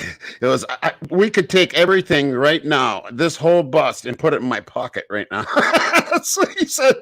Yeah, ridiculous. And so anyway, but the one case, and good friends of mine, they had a little bit of cocaine. All right, very little, like a dime's worth, if you know what I'm talking about. I mean, just like very little. But back then, it was kind of a major deal, at least where I'm from. And so, but they hired a really good lawyer. The narcotics agent and a police officer lied to the judge to get the search warrant. And during this court session, they said, "Oh no, we told the judge, this is what was said," and whatever. They went and got the judge, the other judge. They threw the case out. They lied to get the search warrant. So, I mean, it isn't going to take much. And I'm wondering, did they lie to get this search warrant? Did they say something that we don't know? Is that possible? Hello? Oh, yeah, it's possible. Sorry, I was muted. Yeah. Yeah, but we don't is know. That possible? Yeah. And if there's a lie on that search warrant, that case is done. That case is done. I mean, they would probably word it in a way that it wouldn't come across as such. I don't think there's the arrest like warrant there, Tommy, not the search warrant. What's that? You're referring to the judge signing the arrest warrant, not. It could have been the arrest warrant. It was one of the warrants. I thought it was the original warrant. The judge. Well, for you, it may have been a search warrant, and they lied about that. But what I'm saying is, in this case, the point I'm making is it's a judge signed off on a probable cause arrest warrant. Right. And the cop it was mostly the narcotics officer. It was mostly the narcotics officer.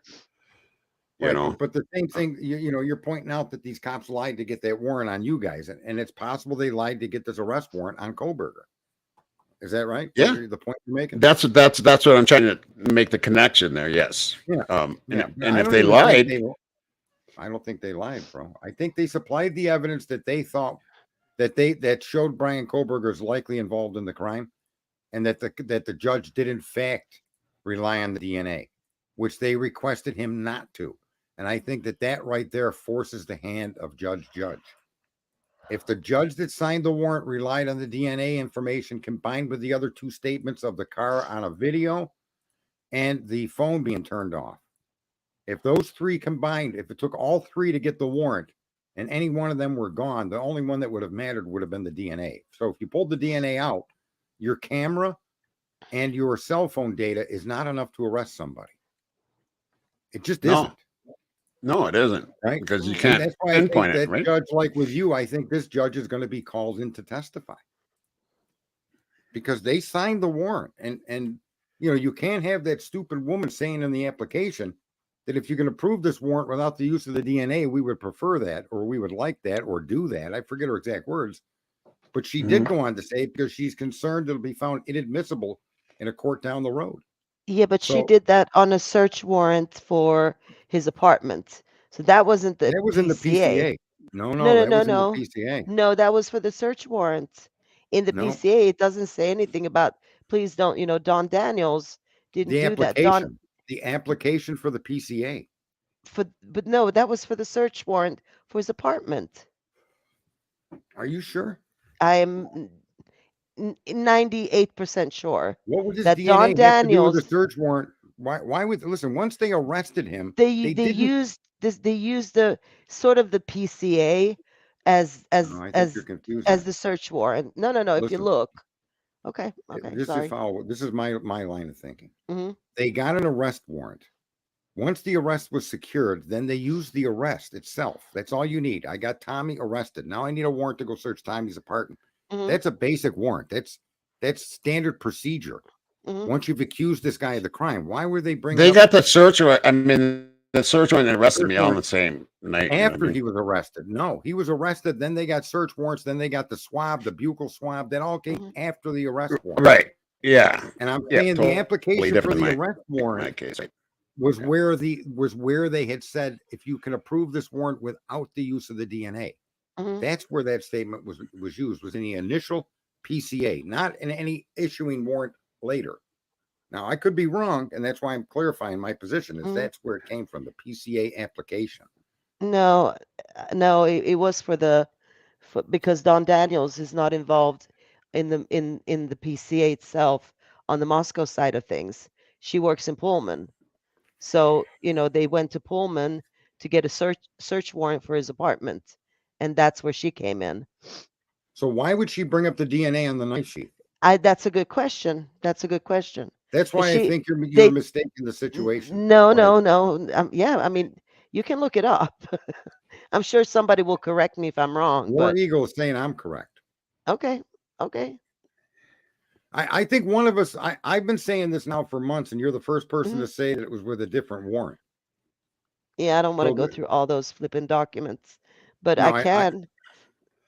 I think that it was explicitly in the initial application to arrest Brian Kohlberger, where the cops said that it's my experience that phones are turned off by criminals prior to a crime to hide their location. That we have a video of a white sedan, and then the DNA was mentioned, but it was mentioned, and then if they could approve the warrant without it, that's what they would like. And so they wouldn't have needed a special approval to after the arrest. Just be aware of that. Once you're arrested, the warrants are issued like, Tic Tacs. It's no big deal. Right? The judge is not under any protection not to issue a warrant to search your car, search your shoes, search your airport. Once you're arrested, he can issue warrants to search like crazy. But the application to arrest is where that statement was made about the DNA. And people in the chat room, if I'm wrong, I clearly want to be understanding, not for her being right or me being right or either, none of that. Just so that I understand exactly the sequence of events. Yeah. Right. Okay, I got to interrupt here for a second. I'm getting a lot of these in the chat here. I'm not going to get into that part of the case right now. There is an investigative team doing it, and that will come at a time soon. We don't want to do this until all ducks are in a row and we have very good evidence. Otherwise, I really don't want to go down that road right now, Ron John. And to the others that have been asking about it, I can't. I'm not going down that road tonight. So I'm sorry. There you go. It is coming, though. It is coming. Yeah. Okay. Anyway. Devil Doll, read her statement. It says it's the daddy's DNA. That's why I'm saying it was in the PCA. If they could approve it without using the DNA, the only DNA they had at the PCA, as inspector, was Dada's. Kohlberger's DNA came after the arrest with a buccal swab. We've been arguing for months. That's all correct, but Don Daniel still had nothing to do with the PCA in Moscow for his, the main PCA. That's all I'm saying. Because she works in Pullman, and Don Daniels is the one that wrote that or used that search warrant. But I mean, Joanna says in the search warrant for BK's apartment. Correct. And I wish I had the document. Oh my God, it's like a mess to go through that. Poor Yeah, it's like what came first, the chicken or the egg, and some of this stuff. Yeah. Yeah. Sarge, look for it. Yeah, you're trying to kill me. She's busy, searching up someone's smart. ass or something. Her new nickname is too much.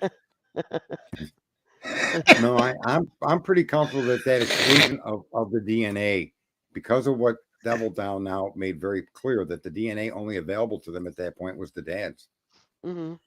And I believe that statement, no matter who wrote it or put it in there, Mm-hmm. was in the original PCA. It was not in the submission of warrants later to search the apartment. You wouldn't have needed it at that point. And I can't even say, because I can't remember some of the timing of some of this stuff. I can't, not without going and looking it up. Well, she's right about that. Someone is saying you're right that the search didn't happen until Koberger was back in Idaho, which is true.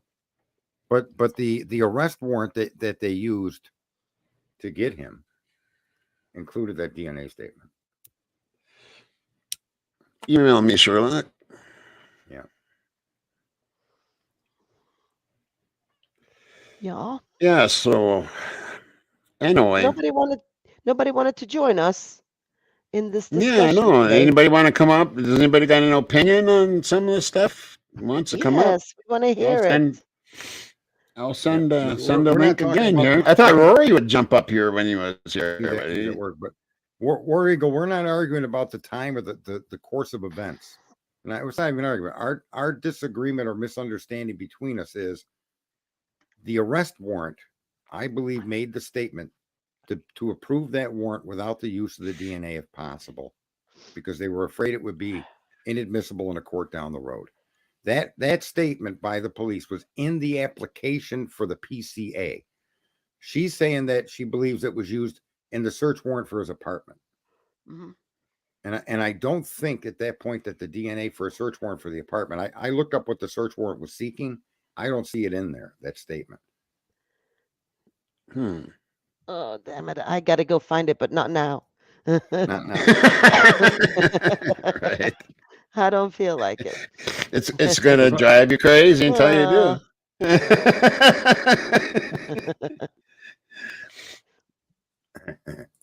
Yeah, come on up. She was involved in the search of the apartment. I'm not saying that she wasn't, but she was also inside the PCA.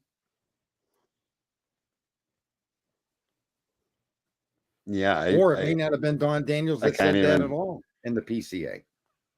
That may be where this is mistaken. The mistake may be me saying Don Daniels said that. She may not have been in the PCA to have said that. Someone else wrote that. But that statement about excluding the DNA from the approval of the warrant came to arrest him, not to search him. Yeah. Oh, that's okay, Ron John. You don't have to be sorry. Who's got the kahunas to click a link and just come in here and talk? Yeah, who's got the kahunas? Come on. Who's got the kahunas? You could get your ass inspected, right? You could. No charge or recharge. Oh, YouTube would love that, wouldn't they? Gloves are optional. It's all about you. I'll inspect. Oh my God. Yeah. Well, all right. I guess we talked about pretty much everything I wanted to talk about. It doesn't look like anybody wants to jump up here. I kind of thought maybe somebody would. Right. But kind of a slow night. But great people. You would think someone in the chat room knows whether that statement was addressed to the PCA or it was addressed to the apartment search. I mean, it's because a lot of these people are also in the other channels that we visit, whether it be Thou Shall Not.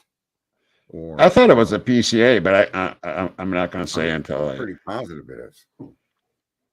Even Jules talked about it being in the PCA, if I'm not mistaken. And so I know Golf is one hell of an investigator. Yeah, better than all of us, man. There's no doubt. Right. Well, I mean, I could remember wrong. It's been like months, and I really don't go over those old documents anymore. You know what? Can I just say something with all due respect, Golf Inspector? With And I due mean this with respect, yeah. I mean this with love. But as a female, can you say the word wrong 3 times in a row? Wrong. And I do How it could all you the not love a time. woman that can use I that? do it all the time. Sarge, you're gonna get killed in here, dude. If I say something wrong, I will let you know. I do think I'm right in this one, though. Oh, someone tried. Caddy Sonny tried to come in. It looks like device is not connected or something. Try again. They will need to connect their mic and cam before you can add to them to the stream, is what it's telling me. They can turn the cam off. Bobby J, this is live. This is live. Yeah, turn the cam off. Yeah, turn off your cam and just talk through a mic. Yeah, turn off the cam and just talk through a mic. And let's see, how do I do this? I'm going to kick from the studio and then try it again. Okay. Can I kick from the? I mean, it says, can I do that? Oh, there. Okay, they left. All right. Willow's asking again too. They all want that reflection stuff, and I just can't go there. Yeah, that drove me nuts. That reflection stuff. Man. Yeah, I mean, yeah, my eyes aren't that good, but well, that's one thing. But the other thing too is suggestions of what, or even saying what you saw is a suggestion to the mind of the viewer that can't be avoided. It's impossible to avoid. Right. But if you say you saw a purple people eater in the reflection, I'm going to see Minnesota Viking. Yeah. Yeah. So it's a difficult thing to make out. It is, and unless I do got somebody that has some software now, so yeah, that's good. I mean, it should be interesting. Yeah, it could be. It could be very relevant. It could be. You don't know. I know the things that I have seen with my eyes, and I'm not very good. My eyes aren't that good, but the people that are on it are really good. So, and I know I'm getting beeps on the phone tonight. It might be them. What's Nicole say here? But yeah, it's something you don't want to come out with until you really have it down. You know what I mean? Yeah. Yeah. You have some dedicated people on it, like very. What's her name? Deborah? No, what's her name? Who we talked to? I'm sorry, I forgot her name. Oh, Billy. Yeah, Billy. So sorry. I mean, she's been doing this for like months and months and months and months. I mean, right. She knows what she sees. Yeah. Yes, so she knows what she sees. It's pretty dedicated, if you ask me. Right. And you know what? She just doesn't have the software. Nicole just said once arrested, search warrants are like buying candy, but it's even more than that. Once arrested, search warrants are mandatory for everything you do. You're automatically going to get them, but you have to apply for them for everything you do so that will hold up in a court of law. Even if you see something that you weren't supposed to see. Yeah. You need a warrant. Aunt Clara, I know what you're saying. I have seen those in there, and I know one. But I'm not going there right now. But I can see the face very, very well and know who it is. Caddy Sonny, the same thing. Yeah. Oh, there is that her? There we go. Hey, you're in here. Hi, Caddy Sonny. Hello. Hi. How are you doing? And what is your opinions? Oh, we can't hear. No. Caddy? She was there for a second. Or he or she. It sounded like she. Still figuring it out. Are you muted? You look down below and you can see where it says mute or stop cam or, and make sure that your mic is on. You there? Oh. Caddy Sonny. Look down below, way down in the bottom, and where it says mute, and make sure that's not red. If it's red, just click on it. Yeah, she's somehow maybe it's getting close to Halloween. Could be a ghost, could be a witch. Hey. Oh, there she goes. Hello. There she is. Oh, Caddy. Oh, there's no X in front of her. Go ahead and talk, Caddy. No, it doesn't show the X on her mic anymore. Huh, let me look and see if I can turn her up here or something, maybe. Edit mic settings. You know what? It won't let me turn her up at all. So there's something going on with her mic. No, I don't know what to do here. Yeah, it isn't working. Is she in the private Caddy, chat? so She could talk to you in the private chat if she's in the room. yeah, she's in the room. Yeah. So she looks over to the right-hand side of the stream yard. You'll see private chat and comments up at the top right. Yeah, Just but she's pick on the private phone. chat. She's on the phone. Oh. And that's a little bit tough too. Yeah. Yeah, that's a little bit tougher. Yeah. I mean, if she's on the phone, I'm assuming. Well, that's too bad. Yeah. Oh. Okay. Well. Yeah. All right. Anybody else? She's trying. Come on, anybody else? She's trying again. What do you think the judge is going to do there, Inspector? Sorry? What do you think the judge is going to do on his ruling? I really don't think you're back in, Caddy. You don't think so? No. I don't. It's going to cause a lot of issues. Well, but is the politics more important than being right? Well, that's what's going to come through here, isn't it? I mean, yeah, I guess we'll find out. I don't know. That's just what I think. Because I mean, he's very nonchalant for a lot of issues that's been brought up. Where he looks nonchalant to me on some serious issues. You know, with the whole DNA. Yeah, he's stuff always got kind of a little smile on his face. Yeah, like what's the difference? Kind of. Yeah, but I to be very honest with you, I think the DNA stuff really comes down to the initial arrest and the use of it in the arrest warrant. I think that automatically you can't do that. That's supposed to be a tip, and it's not supposed to. It's, in other words, it's just an investigative direction. Yeah. Not evidence that this guy was at the crime scene. That's the one issue with this. Yeah, if he's forced the hand, that's what you're trying to say, right? And the PCA. Well, the father's DNA was present, not Brian's. See, that warrant is just on its face, it's defunct because it wasn't it wasn't the perp's DNA, it was the dad's, right? And it wasn't any evidence that he was at the house by any of your video or phone surveillance. None of it shows him. It could be, but could be isn't reasonable doubt or probable cause. It could be. Well, it could be anybody in that cell phone tower, right? Could have been anybody in that cell phone tower at that time of the morning. Could have been the guy next door. Who's that guy? Elon or whatever his name is. The weird dude that Huda brings up all the time. Enon. His cell phone had the ping in that area. How many cell phones pinged in that area? He lives right there. But Kohlberger's didn't. The lack of is more important in an application to arrest than the inclusion of. Lack of evidence is harder to use in a probable cause arrest. It's and what you stated could be what you stated about right. So to use in a warrant is lack of the forced hand,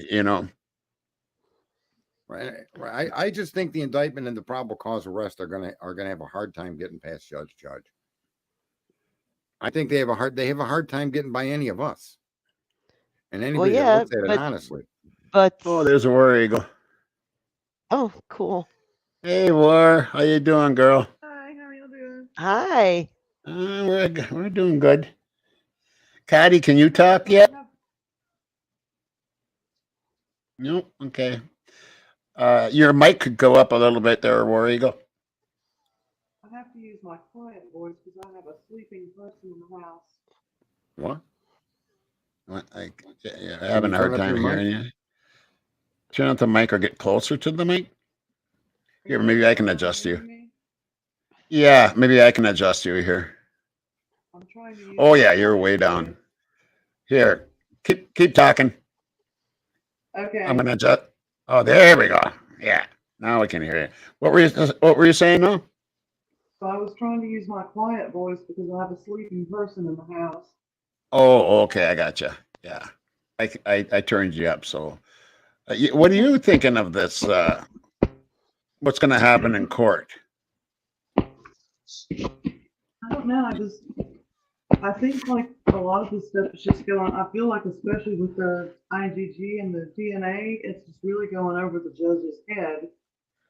I don't really feel like he's understanding, the gravity of the situation. Either that or he's playing dumb.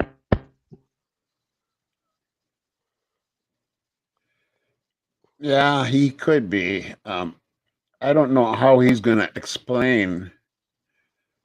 I don't know how he's going to if he doesn't dismiss it. He's got. I don't.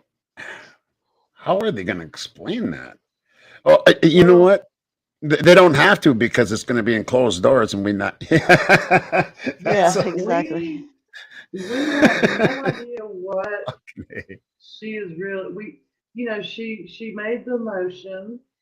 Had all the list of reasons that she's wanting to get the indictment dismissed. And we were able to go and look all of those up and see what they were referring to and get an idea of what she's claiming. We don't have the exact information. And if you're going to accuse a prosecutor of prosecutorial misconduct, you better have it. You better have Oh something. yeah, no That's shit. not something you do lightly. Right. So there's something Anne's got in her back pocket, that she's accusing That's a them good of, point. and it really depends how big it is and what it is, and we're just not going to know because they're talking about this in the morning session, which is closed to everybody. Nobody can be in there except for the attorneys and Brian Koberger and the judge, and that's it. Not even the family members can be in there. Yeah, that's fucked up. To me, that's really fucked up. Could be presenting evidence to the grand jury that isn't shouldn't have been presented. Well, the main reason I think that is closed is because they're going to be discussing the grand jurors themselves and going over the list and they're going to be naming names. And that could be. they have a right. Yes, they have a right to privacy for that. So, they're obviously that's the main reason that hearing is closed. It's not really that they're trying to be so secretive about everything else. It's the privacy issue with the grand jury and their names. But, unfortunately, everything else they're going to be talking about, we're not going to be getting to hear. Right.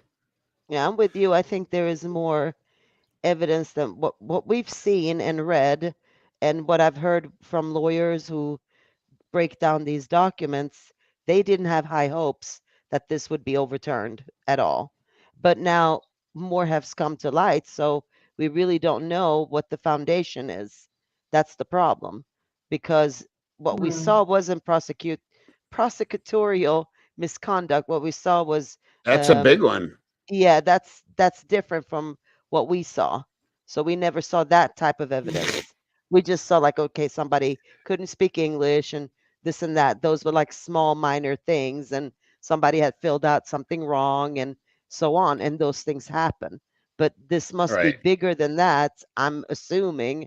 And so yeah, it comes down to what kind of evidence, because if it's just what they told us they have up until now, and they're just going to sit there and talk about what happened in the grand jury and somebody couldn't speak English, that's not going to get overturned. I don't think so.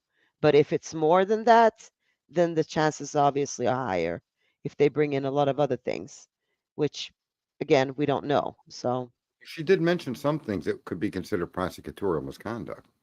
Which was that?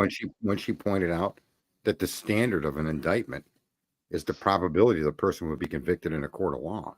If that wasn't presented to the jury that way, and he's in there saying that there just needs to be the likelihood of potential if this guy did it, that's all you need to indict him, that could be considered misconduct. The instructions to the jury. Intentional prosecutorial misconduct would be misleading the jury. You see? But according to the lawyers, it's not enough to overturn a grand jury indictment. Well, it should be. Well, yeah, well. Right. But these lawyers are all part of the same barrel of monkeys that have caused this country all this grief. That's where all our grief comes from. Those lawyers, right? Sure, and their twisted interpretation of what's right and wrong. Don't tell my brother, the lawyer, that. No, but this is what I base when you ask me what I think is going to happen. I doubt that it will be overturned. Okay.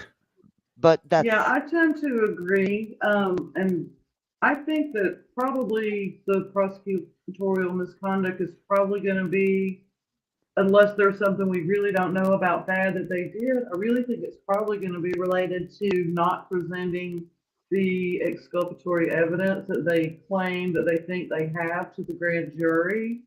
I think it has something to do with that. That's they don't have to present. They don't have to present exculpatory evidence.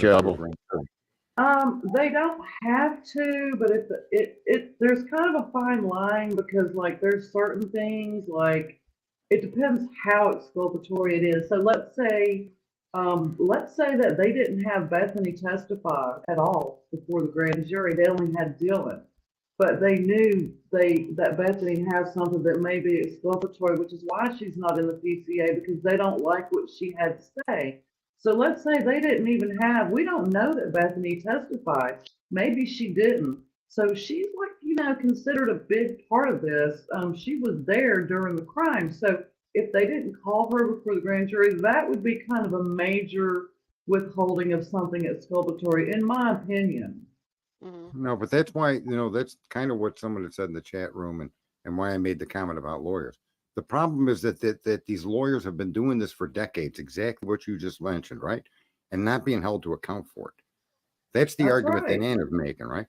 But here's the catch-22.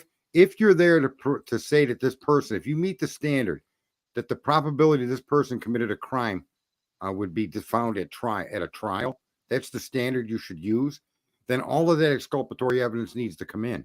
But historically, how prosecutors have worked is by indicting a ham sandwich. They only tell their side of the story, and they cherry pick the facts that they want to deliver to the grand jury. That's been being allowed for a long time, and it should never have been allowed once. The whole story or no story, Mr. Government, is how it should be.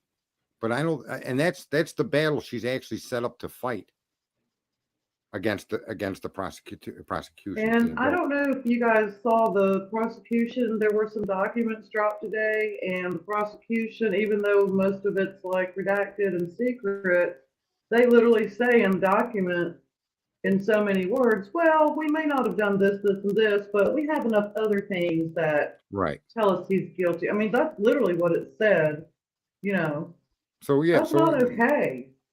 It's not, but it's been being allowed throughout the country for so long that they'll use that as a precedent. In other words, they pretend that's a precedent, but nobody has actually ruled on this in that way.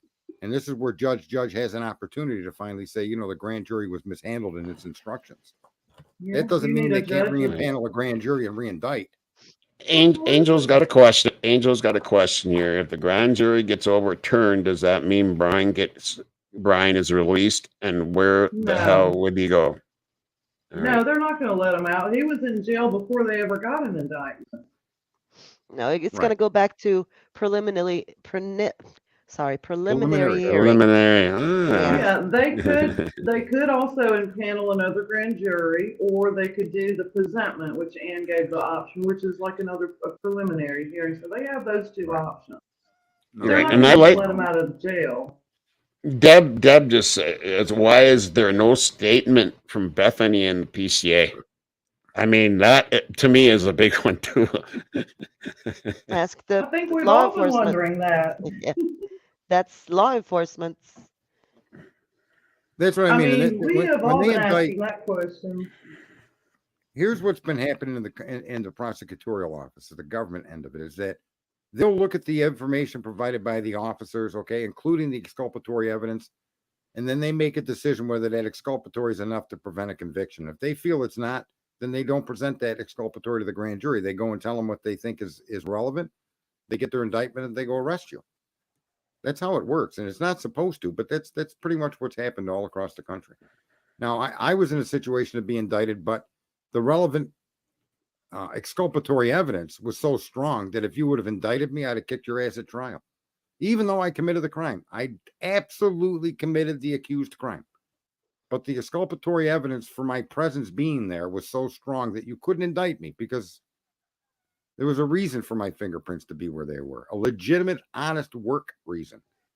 So that stopped them from indicting me. That's how prosecutors deal with the information. They don't let the grand jury decide on whether you shouldn't be charged. They're only going to bring in stuff that would argue that you need to be charged.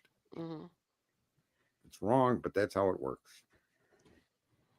Like so many other things in this country, they get away with doing things they shouldn't be doing.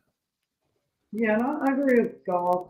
I don't, obviously the judge is not going to rule on anything. I mean, he never does he? So, he'll probably just say he'll take it in consideration and wait for like a week. And I highly doubt, unless there's something really nefarious going on that we don't know about, I highly doubt it's going to go. Because she can appeal that. She can get up to a higher level of court system if she appeals it. She can go above his head. Well, somebody said I was indicted for being a ham sandwich with mayonnaise and some pickles and lettuce. I'm a very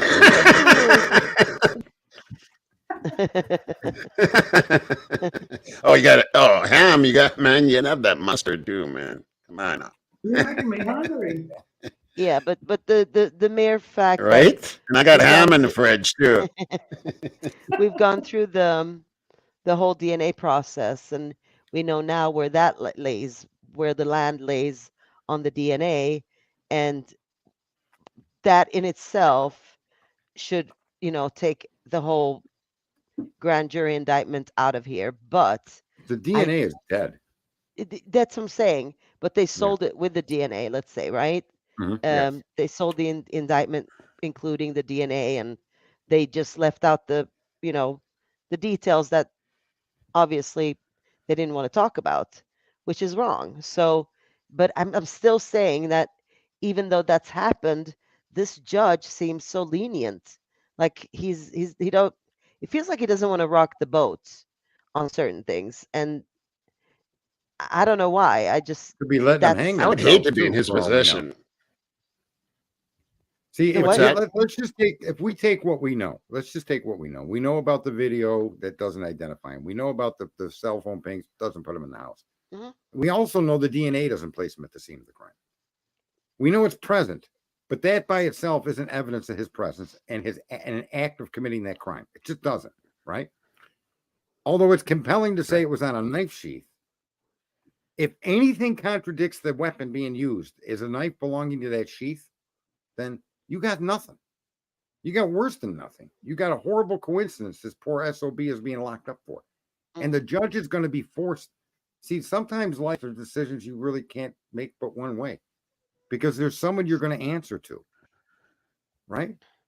And this guy's hit whatever he rules based on evidence that's in front of him. If you just took the PCA for what it is, knowing that no other DNA and no other case was built after they arrested him, everything they got contradicted it. Oh, they got IDs. He's got found with IDs from some of the victims at his house in Pennsylvania. A lie. Right? Complete lie, not true. DNA all over his car. Wait till they search his car. None. So the totality of the data that we have would say to me the judge doesn't have much of an option here. Well, let's hope. Let's hope you're right. Let's hope you're right. Yeah. And I totally agree with that. I totally agree with it. It's not that. I'm just what I'm seeing with my own eyes, how this judge has approached these different issues up until now has not been so promising. And it should be a big deal. This should absolutely be a big deal. But it doesn't look like it is for him. And that scares me. But we can agree that just on the basis of the accusations and the follow-up information given, the accusations themselves don't hold water. Absolutely. And I think that poor judge is going to find himself on that boat with no water under him. He's going to be paddling through the mud, and there's really nowhere to go because a judge above him can contradict him, right? I agree with Goff too about her read on the judge because I had some good hopes for him at the beginning, but ever since he literally asked whose rights are being violated when they were talking about, Brian and the IGG and the privacy issues and all that. It was like, really? Did you just ask that question? Whose rights are being violated? Like, that right there just really told me all I needed to know about him. So I don't have a good feeling about him at all anymore. Listen, I've listened to a lot of Supreme Court hearings on different issues, and you'd be stunned at what some of these judges say. And you think you know which way they're going to rule, but then they don't. That happened quite a few times with who's that one that passed away, that woman there. She was in a few cases where her Gator Ginsburg there. Bader Ginsburg, yeah. She's in a few cases I listened to where if you listen to her in that courtroom, she was going to rule on behalf of the defendant. Right? And that's not how she ruled. It was like, whoa. So sometimes judges say something, they can be confused just like you and I. And sometimes they really have an agenda to ask questions or make statements in a certain way to get reactions out of the two teams. And so that they can better understand the perspective or point of view that they're attacking this from. What angle are they using? What are they trying to say here? And so I don't take that statement, even though that statement seems a bit out of whack and one-sided or stupid. I don't really see it that way with a judge. Most cases. No, but there's one thing about clarification. So he asked her, "What do you mean? What does that mean if the FBI did something wrong, does that mean anything?" Like, that's not clarification. Clarification is, tell me what you mean, like what would be the end result of this. No, the way he approached it was scrutinizing. Right. Yeah. But that doesn't but what I'm saying is you can't read too deep into that with these judges. You just can't. Okay. It doesn't denote that he's against it or he's attacking her or that he's some judges are just awful, like that case I told you about before with me. And then when it came to me, I got screwed bad. And you know what the judge actually said? And my brother, who's a lawyer, but he's a corporate lawyer, but he's still a lawyer. He couldn't believe what the judge actually said. The judge actually said, because those people got off, okay, that was their biggest bust was a dime of cocaine and like a pound of weed, right? And because they got off, someone has to pay for this investigation. That was his reasoning for not going with the plea bargain on me. I signed a plea bargain. My lawyer, public defender, said, I'm 99.9 sure he's going to go with the plea bargain. Well, guess what? He didn't. And he actually said that because of that other people getting off scot-free, that someone had to pay for this for the investigation and everything. And so I got nailed with a big fine and sat some jail time. And it's like, what the fuck? Mm-hmm. You know what I mean? No, you're right. They can come out of left field and do things you don't expect. I'm taking the totality of his interaction with the case, and that's why I'm saying I think he's one of those guys where you said it yourself, Golf Inspector, because the PCA is weak or because what you got is so weak. Mm-hmm. He's a little more sharp than I think, sharp enough, I think, to be on an equal ground with us. Mm-hmm. And so he's made statements that are pro-defense and confusing to the defense, right? Mm-hmm. My only disappointment in him really is that he didn't put an end to this argument about the DNA. I think his hesitation to tell Kohlberger's team, you can't have it, motion denied, bang, or prosecution handed over, motion approved, bang.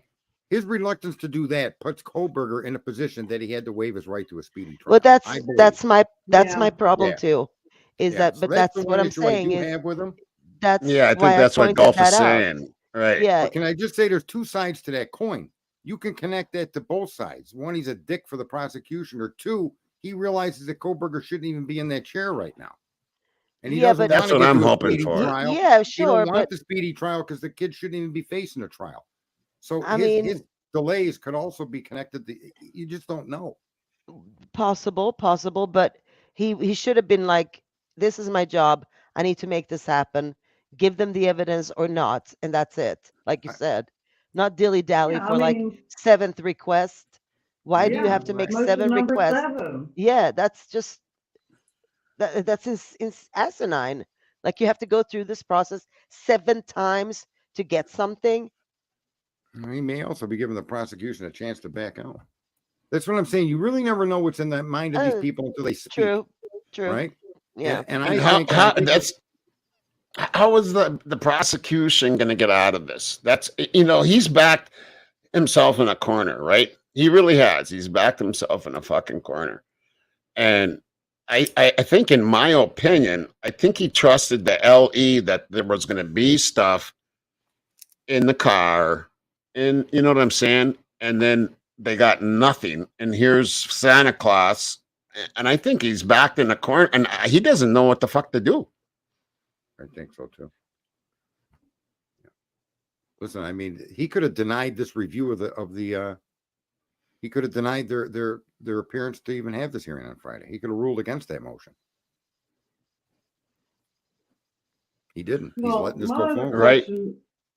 My other questionable thing about the judge was about the FBI showing up at Gabriel Vargas's door.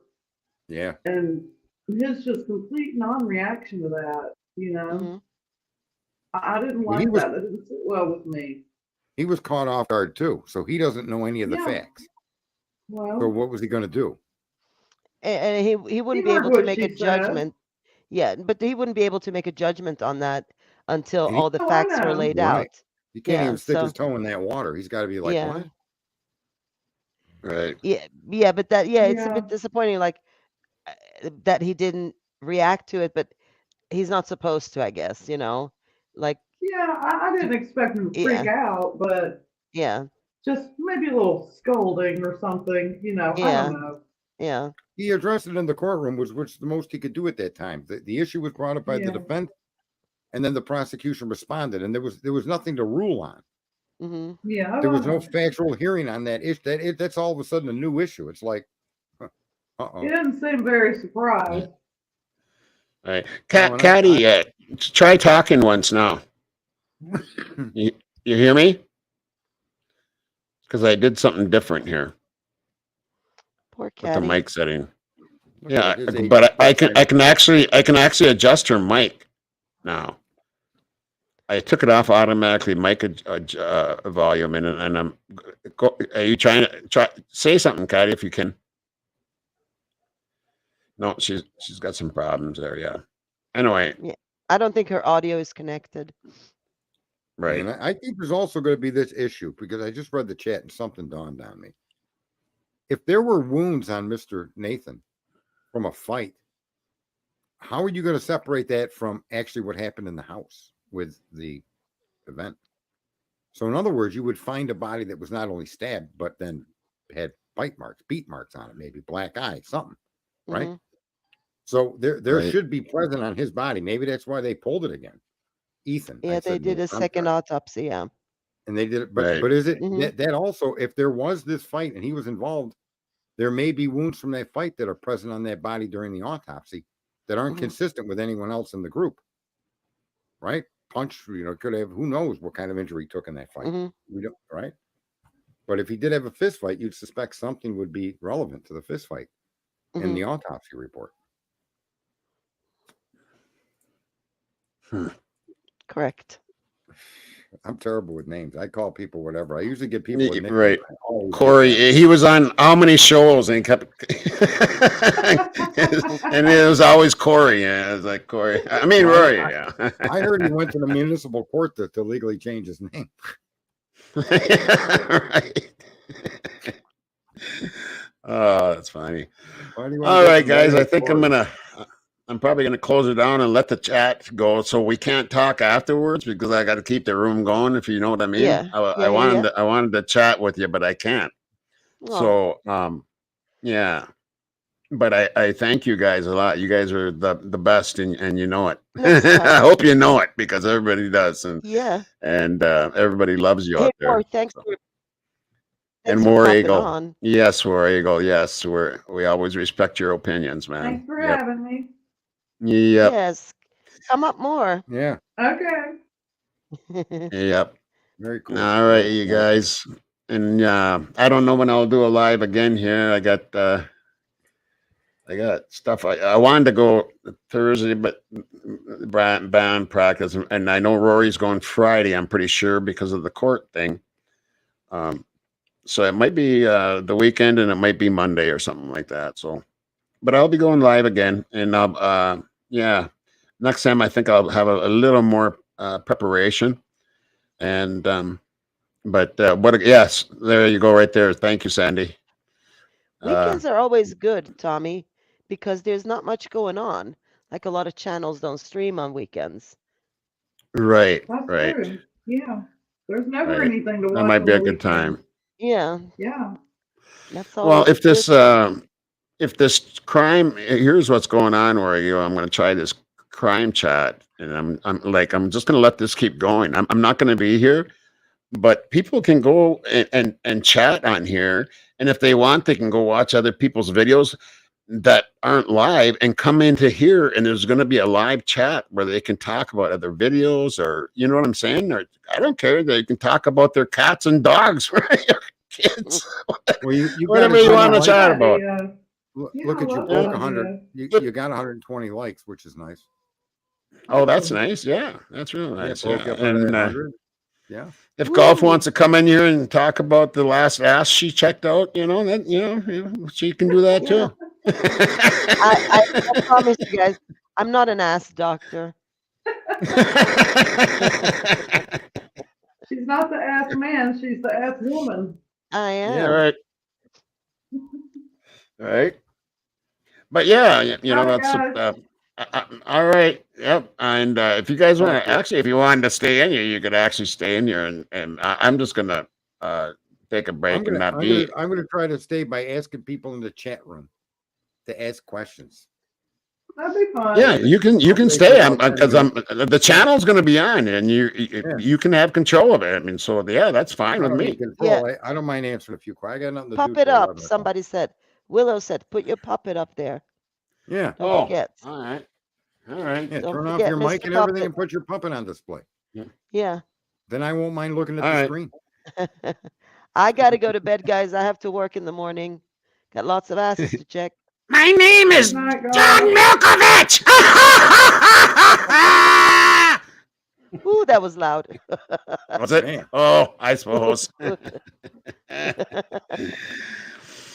All right. Well, I'm gonna take a break. So I'm gonna shut my cam down and my mic down. And yeah, if you want to stay, Sarge, that's fine. Yeah, worry, go whatever, man. People, they got questions or whatever. Talk about anything. It can be anything. It can be anything. Yeah, if you guys want to ask Sarge anything. Yeah. Yeah, that's fine. Yep. It's there. That's what. Chat because I couldn't get my Roku working tonight. Okay. Well, it's there. All right. Good night, guys. Good night, all. Yep. See you guys later. Yep. It's still running. So. Yep. All right. Bye. Yeah. This may be an exploration into nothingness. If people stay in the chat. Night all till next time. Because I suspect there won't be many in the chat. Tell you the truth. There might be. There might be. You never know. Can you see the questions? Sure. They can ask questions about anything. Because I can't see the chat. Oh, I can. Yeah. The chat, when you're in the StreamYard, it would be under the comment section on the right-hand side. But if you're on YouTube, you can watch it there as well. Right? Well, I'm on my phone. I'm Sarge. You're okay, I can see. What is that word? SCEPTIC. What the hell does that mean? Skeptic. You're a skeptic. Oh, skeptic. Yeah. Yeah, I definitely am. I love to give people the benefit of the doubt. I think we all should be that open with others, right? Rach said Tommy's like the cool parents who let you have the house to yourself after a party. Woohoo! Whoop it up. Sandy, currently I'm single and I usually use a nickname, even if it's someone I'm dating. Yeah. That way I don't ever call them the last girlfriend's name. Sarge has got a method to his madness. All right, so the last girl, her nickname was Tiny. Because she was tiny. Susan wants you to do a poll. Grand jury, they have a preliminary hearing as originally planned. Angela, yes. If the grand jury indictment is overturned, then they will revert back to a preliminary hearing. Elbow, get some sleep, girl. Good night. Good night. That was Angela that asked that question. See, her boyfriend Willis uses the word baby. There you go. That you can use on every girl, though. I usually make them specific. Not that other guys may not have called her tiny in the past, but I wouldn't call every girl I know tiny. But baby is a word you can use on all the girls. I just ruined Angel, Willow's. they don't have to go to preliminary hearing. They could try to do another grand jury indictment. Right. I just ruined Willow's nickname. Wasn't that nice of me? What'd you do? Well, I told her the word baby. If your boyfriend calls you baby, that's a word you use with all the girls.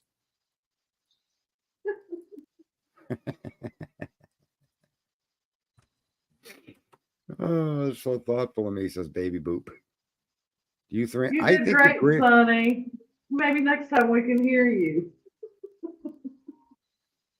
Sonny made the best points of all. She's probably the smartest one in the room, and we had no way to verify.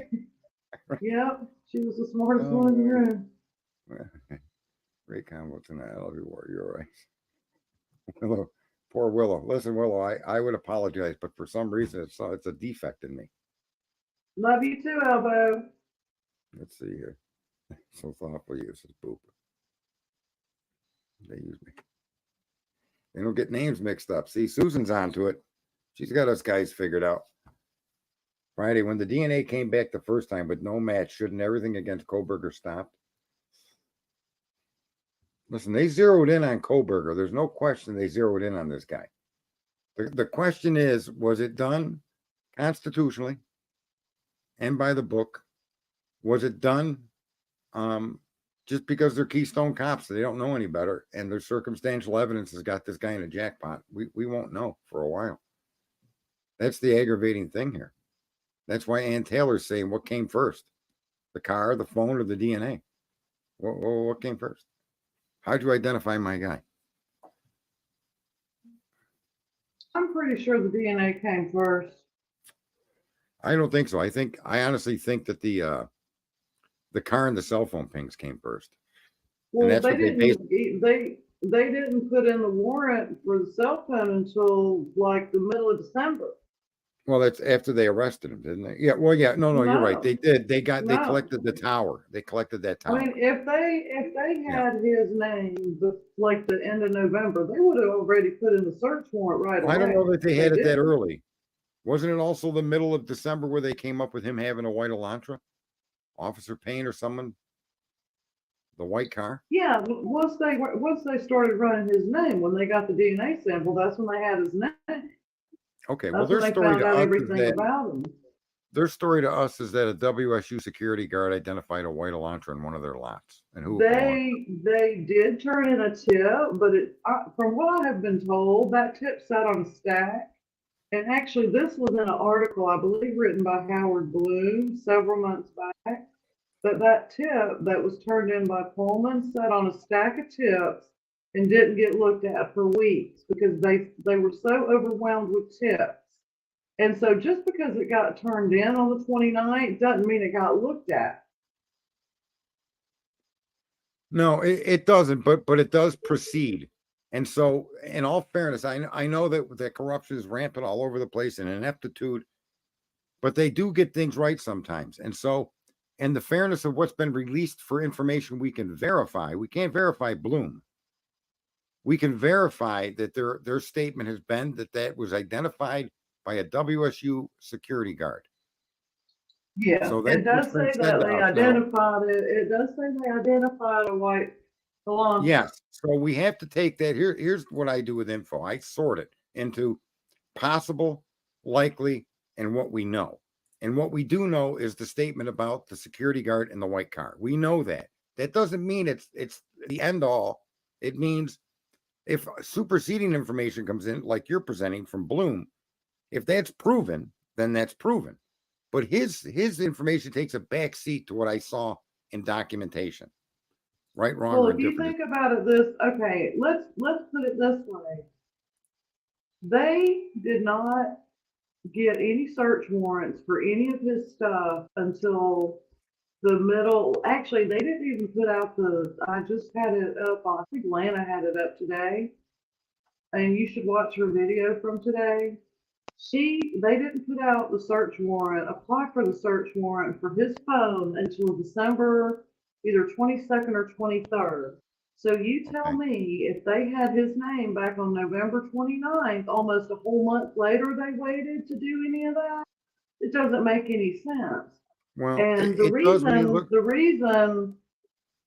they didn't do it is because they needed his name. And they got his name from the DNA. And that's the reason Anna's fighting the DNA, because if they didn't have that DNA tip that was got illegally, then they would have never had his name. And that's why she's fighting it. Yeah, I think I see it the opposite. I see that they got a name and they sought for DNA to fit the name. See, genealogical work isn't the mathematical work of DNA. It's actually the digging into documentation of people's past. So you're going into the records, court records, marriage records, birth records, immigration records. So you're building a profile of a family from that mathematical conclusion of the DNA, right? So I believe what they did was the car became known to them, one of 22,000, which they've admitted. And eventually they got around, or they put that car, they gave that car the attention they were giving the other cars. And that gave them a name, Koberger, that vehicle. And that's when they started focusing on Koberger. That's what I believe started all of this. Now, I could be wrong, but to me, when you get to the genealogical work, if you're looking for a specific person and you start digging, you can make some serious mistakes and because again, it's a judgment call. So if I say your great grandfather came from France to America in 1804, there's a lot of time there, and I'm making a jump. That may not really be a guy related to you. He may have markers similar to yours, but that doesn't mean he's in your family tree. His offspring may not be part of your family. So it's kind of confusing how they do this. So they've got to build with these open sections of not knowing, because there's so much missing DNA. There's 8 billion people on Earth, right? And they've got maybe 40 million samples. So they dig into these records, these genealogists, and they bring what likely connections to your family these people would have. They're likely to be in your family connected. Without a direct DNA test, you can't really place exactly, but you can make the assumption, because your grandfather dated or was immigrated, maybe was married, there's no divorce record, but he came over from France in 1801 with your grandmother, right? But this guy may not have never had any kids with her and walked away. Then she had preceding children from a different guy. But if they don't know that different guy exists, they don't got the DNA samples of those people. They just got the lineage, you see? And that lineage can be wrong. Oh, yeah. And, so I personally think that they did get a few things right, but that they misused everything they got, misinterpreted it. And they framed the guy. They framed the guy because they're idiots, not because Brian Koberger was a bug up their ass. If that makes sense. Well, let's just say, for argument's sake, that they got the DNA first and they got it illegally. Let's say they used one of the back doors that Gabriel Vargas was talking about, and that's how they got to his name. So that's what they're talking about with the fruit of the poisonous tree, because everything that came after that, which would include the arrest warrant and all the search warrants, came from that, what they're calling a tip from the FBI. That's how they got his name, which puts everything that came from that, poisonous. That's what Ann Taylor is fighting right now. That's why she wants this stuff. That's why she wants to know what they did. And that's why she said, I want to know what came first, the car or the DNA. But she knows what came first. She might ask the question, but she knows. So you're going to find out. I'm telling you, you're going to find out that it was the DNA that came first, and they did it illegally.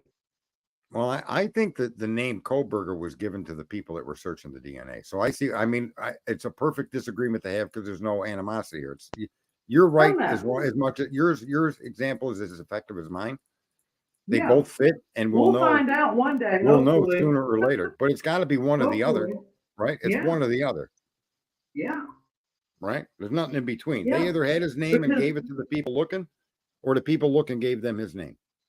Because the confidential informant is the person in the FBI who gave them the tip.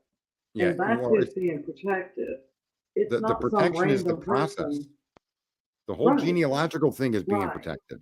No, it's not. It's not some random person that saw BK. No, wait, it's not. It's not one person. It's not one person being protected. It's the entire genealogical system being protected. Exactly. That's the tip. The tip isn't from one person. It's from the. But here's what I'm saying. Just follow this. If they gave you a name to follow, then you would be able to go somewhere with a genealogical makeup. But when they do a genealogical test and they hit it with or that genealogical, they take your DNA, it doesn't come up on CODIS.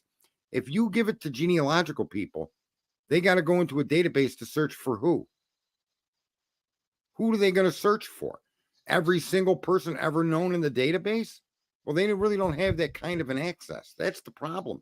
And if in fact that's what they did do, that's a violation of the rights of the people that you did that to. In other words, you obtained his ID illegally by going to the genealogical. And what I'm saying is they told the genealogical people what name to look for to help narrow down what they were going to do with the tree. They gave them a list of suspects. I believe they gave a list of suspects of who that DNA they felt may have it belonged to. Kohlberger being one of them. I listened to Gabrielle Vargas' testimony again, and it was interesting what she said, because what she said was when they do that, they put in the DNA and they get like the top 100 matches, and they take the top 100 matches. So the top one out of the 100 is going to be the person that is close match to. You're cutting out. You're roboting. You're roboting, unfortunately. So the top 100, and they get take. Get you. There you go. Yeah, you're cutting out, huh? You're big blanks in what you're saying. You're nothing's coming through.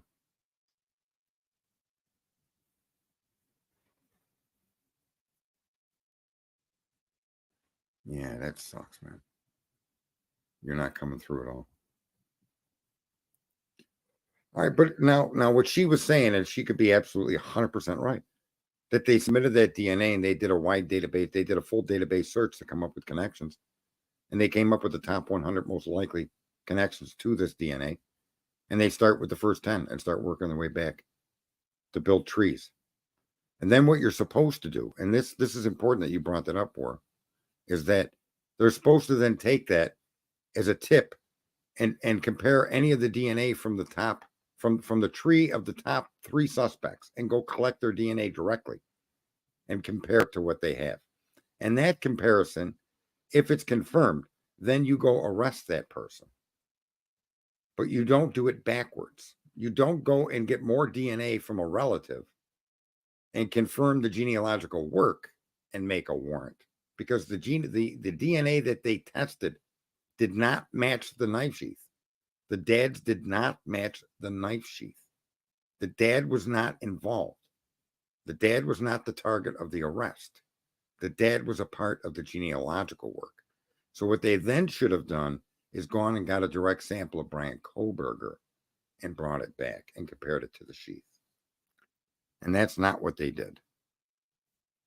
That process of events is what Ann Taylor, and I believe that genealogist there that she had brought up, was they didn't say that, but you could see that the processes that they were supposed to use and the protections against those that shouldn't be looked at are abused.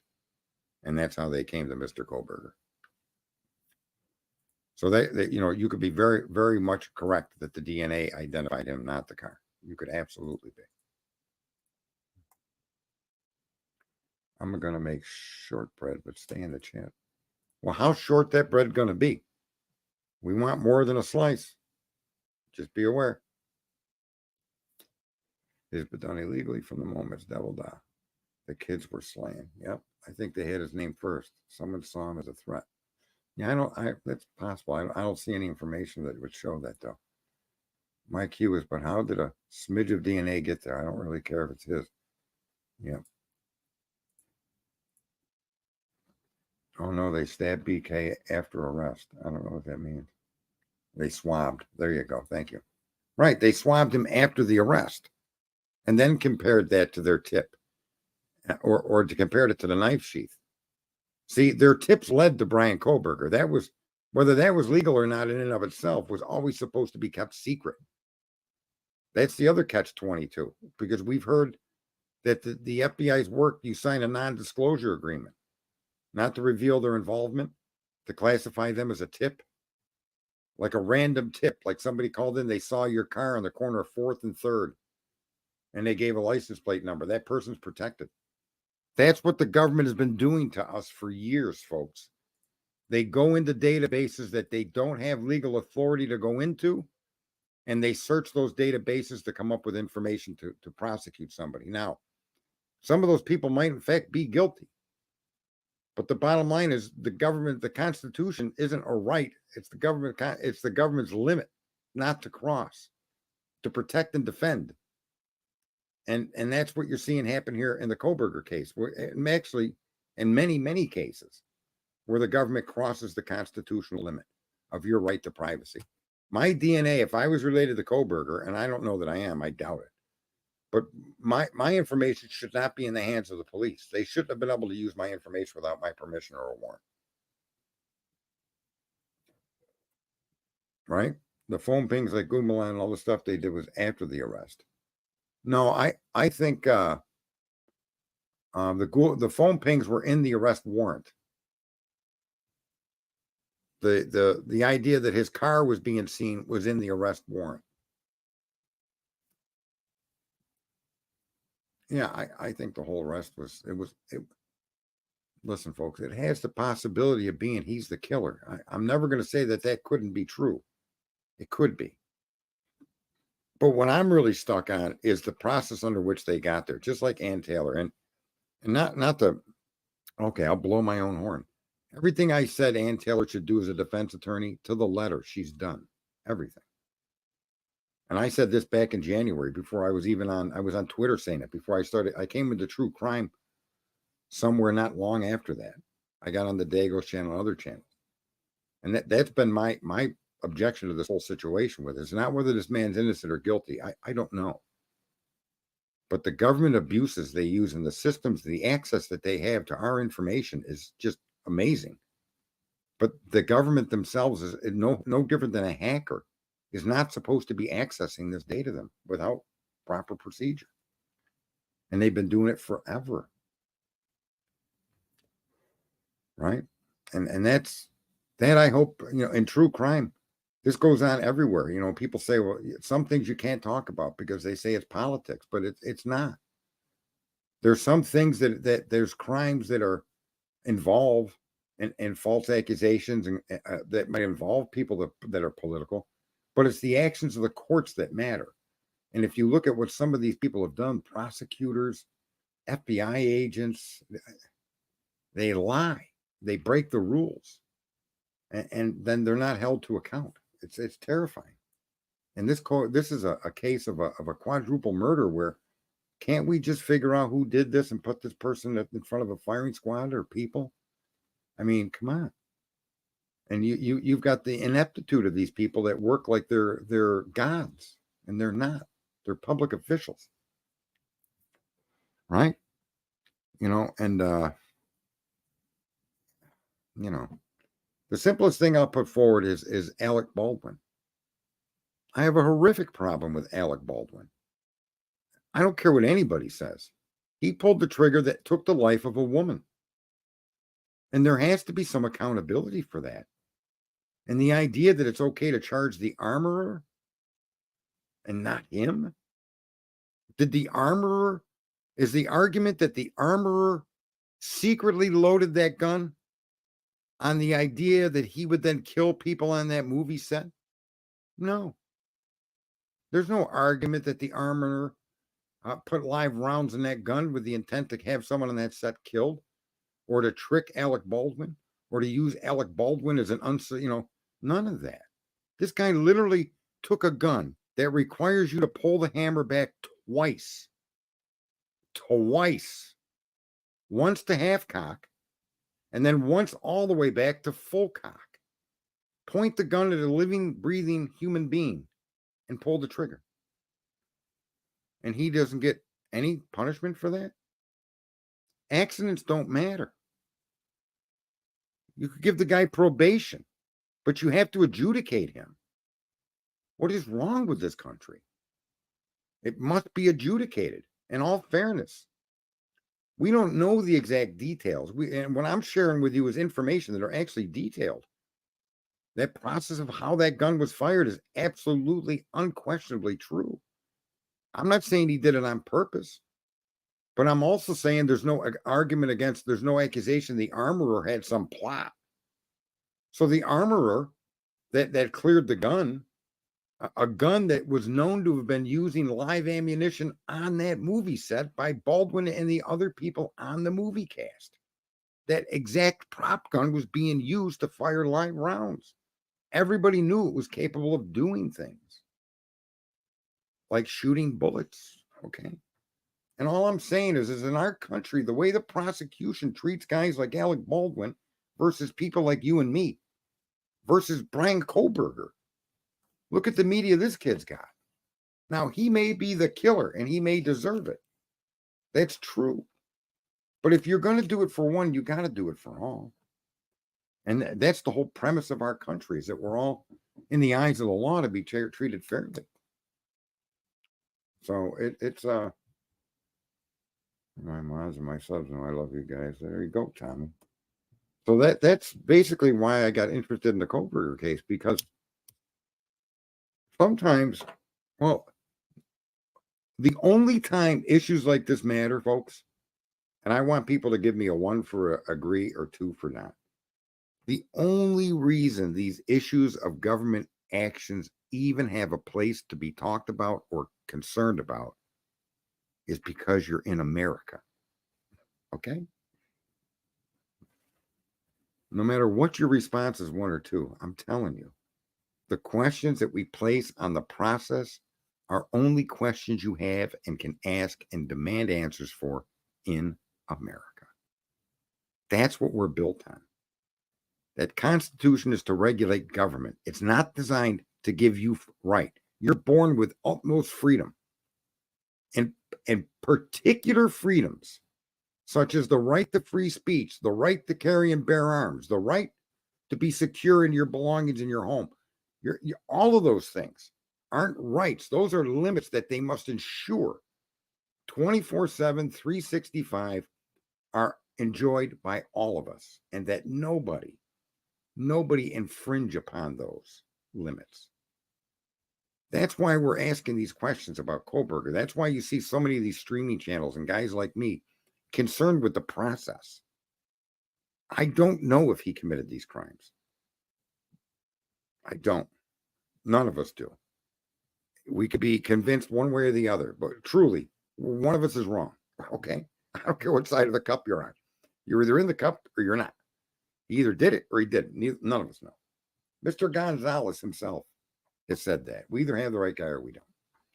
But only in this country are these issues of process important, because we expect the processes to be followed.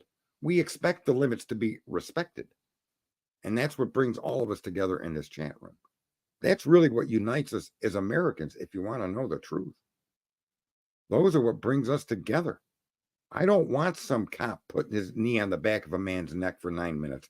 And I don't care what previous crimes the guy was convicted of. I don't care why he was being arrested. I don't know. I don't accept that. I just don't. You don't have the authority to do that, Mr. Officer. You just don't. How about the officer that shot? This is a true story. She accidentally shot her gun off in New York, and it went through a wall and hit somebody. and she lost her job and was charged with a crime. But not Alec Baldwin? Really? Those are the things that we can all unite and fight for and get results. Just because you're like, you see these crime shows.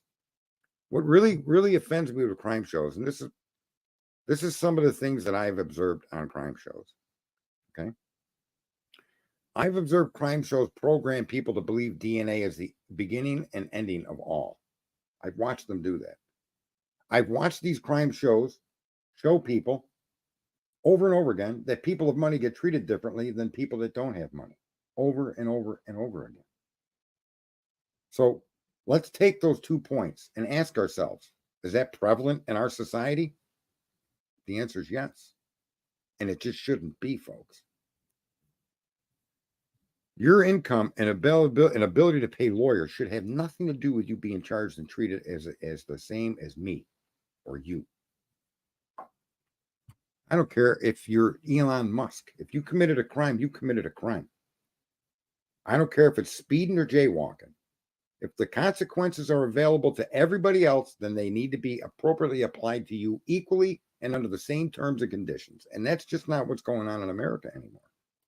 Someone like Alec Baldwin, it's hidden. The media, nobody talks about it. None of the streams talk about it either. We've been conditioned to accept this, and it's wrong. You don't want to accept it for Brian Kohlberger. You shouldn't accept it on any of these accusations against any American. We need to review, is the FBI being honest? Is the FBI's evidence true? Is the CIA, did they do the right thing? Are they involved? These are legitimate questions that you can only ask because you're American. And they're questions that our government needs to start answering. I don't care who you vote for. It's not about politics. It's about the bureaucracies which extend all the way to your school board. Okay? They start at the school board and they go all the way up.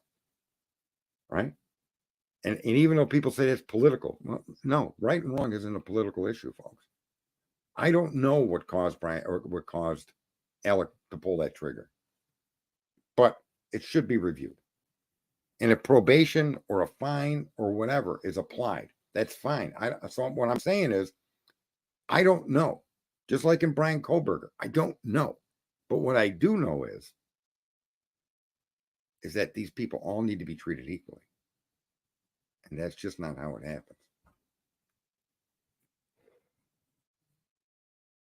Yeah, certain perfect example, War Eagle says, if high-level frat kids are being protected. How about DoorDash? Nobody talks about DoorDash. DoorDash got bailed quickly, right? Quickly. They didn't want their stock to crash. Boom. DoorDash got cleared fast. So, yeah. How about they kept secret the fact that they were buying Phoenix University for $500 million? That I now understand to be part of a bond that the taxpayers are helping foot, which I don't understand. And I don't know if that, I can't verify that, but that's what I've read. And that's as much of an understanding as I have right now. Right? So that deal was going on at the time all of this chaos comes. So my point is, that stuff should not take precedence. We can't allow that anymore. What's right is right. What Alec Baldwin did should be questioned. The information that they provided against Mr. Kohlberger should be questioned. And more importantly, in the Alec Baldwin case, the questions that are being asked in the Kohlberger case with crack smoking Santa and the Keystone crack smoking cops should be the same questions the prosecutor that was in charge of the Alec Baldwin case should be asked. The same questions that should be asked of the Emma Bailey case, right? These questions of inequities that are being heaved differently and at the whim will of the particular people involved. That's what the Constitution is supposed to protect us from government doing. And they do it all the time. All the time. Quite frightening. You know, where the life of your child comes down to a purchase of another university. I'm not saying that that's factual, but I am saying factually that Phoenix University purchase was a part of this whole timeline. And it was kept quiet. Intentionally quieted up. Why? So, you know, and I think I think most of you in the chat room, and listen, it's 100% perfect to disagree with me. You can actually educate me by showing me where I'm wrong. That's how I think that's what I think about being wrong. Being wrong is the first step to an education. End of story. It's beautiful to be wrong. It really is. Because you learn things that you could never have learned. You see? So being open to wrong is awesome. Being worried you're going to be judged or there's going to be a consequence because you're wrong, or you think being wrong is just frowned upon, is no excuse not to embrace being wrong. Yeah, how is Emma Bailey not in any trouble? Yeah, the size of your disposable income defines your credibility, right? Listen, I've had public defenders in the past, and let me just say to you, the public defender is as good as his client, just so you know. They're very capable people on one hand. On the other hand, if you're a very argumentative or defensive client and you're clearly guilty of what you did and you don't want to, they're going to plea you out. But when you put a public defender on the course of arguing for truth and justice, a lot of those people are highly capable people. I've dealt with a number of them. And I got to tell you something, that I got more results out of a public defender than I did out of paid lawyers. Paid lawyers always screwed shit up. I can't stand paid. I believe it or not. I did better in court myself as my own representation in both a divorce and in criminal proceedings than I would have had I had a paid lawyer. No doubt about it. I want answers to the 8-hour delay in the 9/11 call. Yeah. Did anyone else in the article where I just paid out to a female professor for defamation? See the article where you of I. Oh, okay. The University of Idaho paid out female professor for their defamation. No, I didn't see that. I didn't see it. I think Santa wants to jump in the sand because it's what's the the size of your disposable income. Yeah. Yeah, the size of your disposable income, and it shouldn't matter. Shouldn't have anything to do with it. A crime is a crime. Listen, unfortunately, that's how it is. You made a bad decision, or you just, whatever. You got to owe up to it. But when it comes to prosecuting people and how we deal, how your government and how those agencies deal with the citizenry is actually affected how the citizenry deals with the citizenry, if you think about it. This stuff goes from the top down. Like, I really struggle with people on a couple of issues. But one that I struggle with is when guys like Mr. Baldwin are going to tell me how to live my life. And then they're going to go out and tell me that I shouldn't have a gun and that I shouldn't pollute because of the earth and that I shouldn't. And then they go and do these same things by a multiple of millions over what an average person is capable of doing, yet preach to me what I should be doing. And, let me just say, I don't pay attention to that in as much as the only guiding regulation that we should really be arguing about is whether my freedoms are being infringed upon. And that's it. Don't go out and double talk me like that. You're showing all of this murder, mayhem, and death. You're showing all these crime shows, and you're showing, like, I started watching Lethal Weapon. But you see that one cop skirts the law or kicks in a door he shouldn't kick in because he hears a cat cry. You see it on a lot of these shows, and that is endemic within the system. And it just doesn't need to be. But we know everything about Sarah Boone, and she hadn't gone to court yet. Oh, they got his name in the time. Yeah. Jupiter explains pings. Who's Jupiter? Are they in here? Hey, Jupiter. Where's Jupiter? Hey, Jupiter. I know everyone hates the theory, but Brian's alleged driving patterns look like a lost delivery driver. Yeah, what did Jupiter say? I said that before, too, that car on that Linda Lane, that video looks like somebody trying to find a place to park and they don't know to deliver something, right? The 3-point turn that they explain, tried to park in front of the house and couldn't. There wasn't enough space. All of the description of the PCA about that vehicle sounds like a delivery person looking for a house and then a place to park, right? And I'm curious, and maybe Rory would know this, is the driveway adjacent to the 1122 Queen Road residence, the driveway between the apartment building and the house, is that one way? Is that an exit and not an enter? What did War say? What did War? I missed something War said. What did War say? I just saw Payne's father had a charge for racketeering back in 2000 or so. It's possible. I've got a father that was charged with racketeering myself.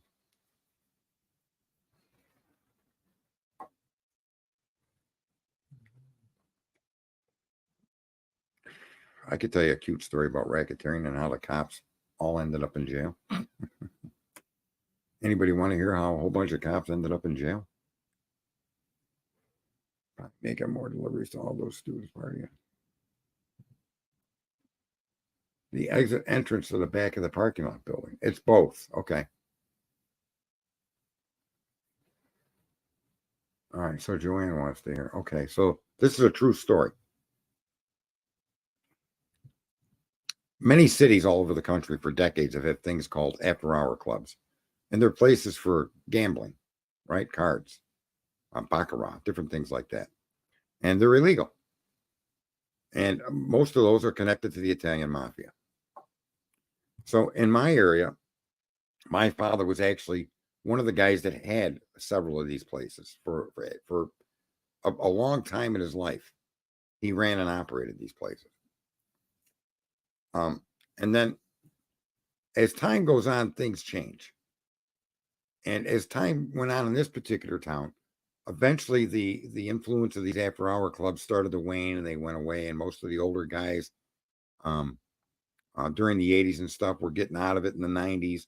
And most of the people from the 80s or 90s, the kids that would come up and take the place, a lot of them were tied up in drugs and crack, you know, all the epidemic that went around in the 80s and 90s. So these clubs waned in my city. And at that time, the police decided to do a crackdown on after-hour clubs. And they went into these after-hour clubs and they played cards and they did things in there. And they made the accusation and arrested these guys for racketeering. Now, one of the people involved was my father. He was one of the people arrested. And he was arrested on racketeering, illegal gambling, blah, blah, blah, blah. It was a sealed secret. It was a sealed indictment. Right. So they had impaneled a grand jury and they did this investigation of the RICO Act and all of that. And they arrested them and put them in and charged them and put them in jail. And we're going to bring them to trial. Of the 5 guys, 4 of them took a plea deal because most of them were on paper. They were on parole or probation anyway. So they took a plea deal. And here's what was really happening. The allegations against them were that they were bribing the police so that the police wouldn't turn their place down, wouldn't shut it down. The allegation against these supposed gangsters were they were bribing police so the police wouldn't come in and shut their operation down and arrest anybody. They were buying protection from the police. That was the allegation the police were making against these 5 men. And in the end, here's what ends up happening. In the end, one of these guys kept cameras in his place and recorded the interactions with the police. And this was my father. And what he said was he wasn't going to plead guilty to nothing to take me to trial and convict me of this accusation. And so this went on and on and on for a long time. And eventually he had, just like Koberger, to waive his right to a speedy trial. But then the day came where the trial was scheduled. And the position of my father was they weren't paying juice to prevent being arrested or torn down.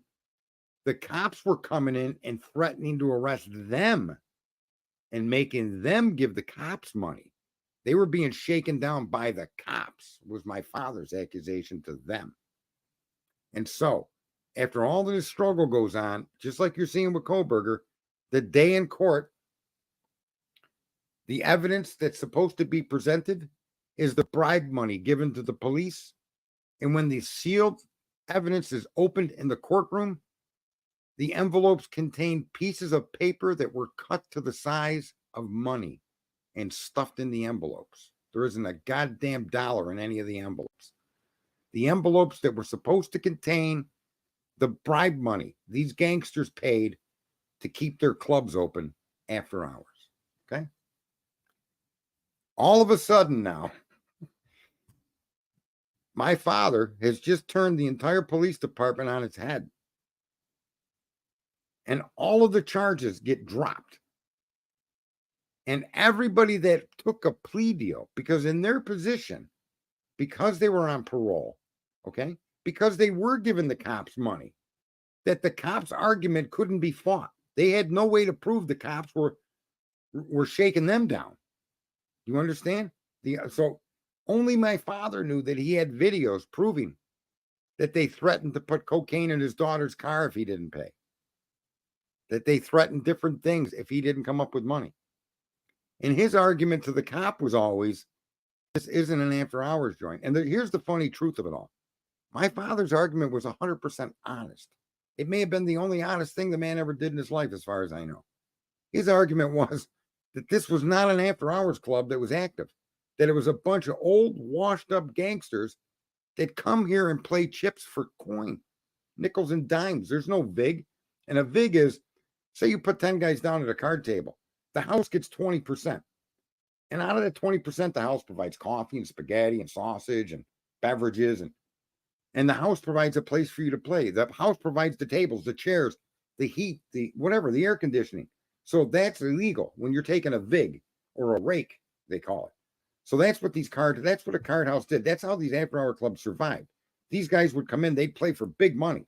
You could make $20,000, $30,000 a night just on the VIG from these card tables. That's what these cops painted these guys to be. Now, to say that none of them were that would be a lie. But to say that my father's definitely wasn't. He was old. His youngest visitor to his club at that point in his life was probably 75 years old. These dudes were old, hunched over the table, smoking cigars with ashes that were falling because they weren't, they were old. I mean, old, man. And then when he took it to trial and the evidence couldn't be produced, everybody's brought back in. All the charges are dismissed. All the fines are returned. And the police are now charged, right? And they're charged not with shaking down the defendants that they wrongfully convicted, but they're charged with stealing the evidence money. You see? And one of the cops, two cops ended up in jail. That led to an internal audit of the police department here in my city. That internal audit then discovered the police chief was taking drug enforcement money and spending it on his own. Bought his kid a car, bought himself a car, sent his kid to college, and he got put in jail for 10 years. So the whole police department came a crumbling down because one old gangster that really at that point in his life wasn't really any fucking effective gangster at all, held his ground on, I'm innocent, and never even had to produce the videotapes in court because nobody expected, this is what I try to say to people, nobody expected this man to demand a trial and not take a plea bargain when 4 of the other 5 defendants took a plea bargain. None of them knew why this guy wouldn't. Even the guys that took the plea deal were like, it's not so bad. You spend a few months in jail, you'll be fine. And he was animate. No, what they're doing is a lie. It's wrong. That's not what happened to us. And he ended up taking the whole system apart. It was quite incredible. So it's things like that I've had as part of my life that when I look at situations like Kohlberger or the Baldwin stuff or other things, political or not, it's how the system interacts with us that catches my attention. That's a good night. Great story. Thanks there, Celtic. Yeah, a lot of people take plea bargains. They can't afford to fight it. They don't think they can win. Cops scare you. The DA has you scared. You could face all these years in prison. You're risking your entire existence. Just take the 6 months or the 1 year and put it behind you. That does happen a lot. And I think plea bargains should only be done after the adjudication of the evidence. You want to know the truth? I don't even... For minor crimes, I think plea bargains are fine. But I don't think plea bargains are fine for major crimes. I just think that threatens the liberty of the country. Yeah, or they threaten to bring up more charges. Yeah. Yeah, if you don't plea, they pretend they're going to hang you. And so you're left in I've gone through that a number of times.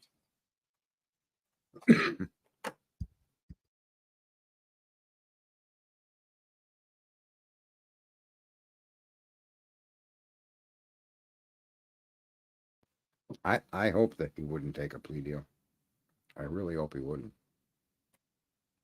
Thou shalt not kill. Corey is in the house. I mean, Rory is in the house. Well, I think he's got a split personality, so I think both names work. Sometimes he's got a beard, sometimes he don't.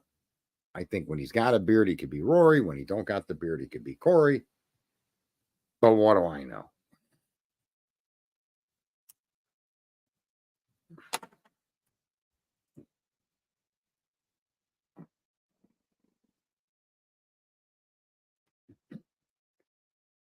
I think BK wants a trial. BK would be in.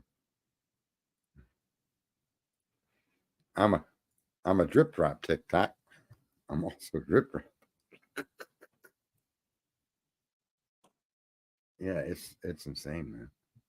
Sarge, were you with it? We could do the scare you. Yeah, they've got all kinds of things up their sleeve they use, and I'm saying we're conditioned constantly, folks. We are conditioned to see the world and view the world as they portray it, whether it be your casual entertainment or it be watching something like this. And it's getting a bit obvious, I think, for a lot of people. I think more and more people are getting kind of tired of it. And they hide information from us that's relevant, that should be part of the conversation. And it's sad.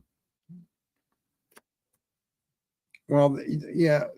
Do they have to prove burglary first? Burglary is the natural charge, a felony charge of entering a home, with the intent to commit a felony. So that charge is a mandatory charge in the process of entering a property with the intent to commit a felony. So that could be stealing a $10,000 TV or going in to commit a felony, a murder or assault or rape. In that state, that's a natural, that charge comes with it. Right? Proving he committed the crime is proof of the burglary charge, right?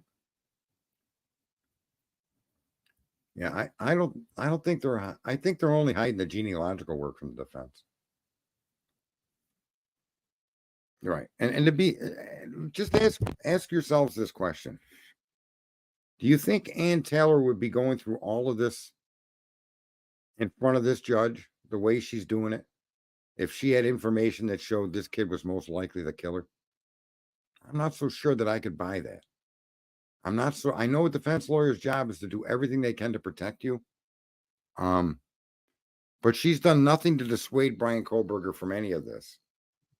And I think when it came down to the right to the speedy trial, that crumbled, I believe, more so on the fact that Judge didn't act, in my opinion, in an appropriate, timely manner. He also knew that this kid's right to a speedy trial was in jeopardy. And that ruling on the DNA and the genealogical work and all of that nonsense, months ago, he should have came down with a decision on that. Right. I sense Miss Taylor has got enough up her sleeve to pursue the course of action she's taken. All because of the PCA and the process that they used on Mr. Kohlberger. I can't imagine any other reason other than that for her to be going the route she's going. The lawyer's body language. So they need to prove he was in the house. Correct. Yeah, Annie and the others do feel pretty comfortable with them.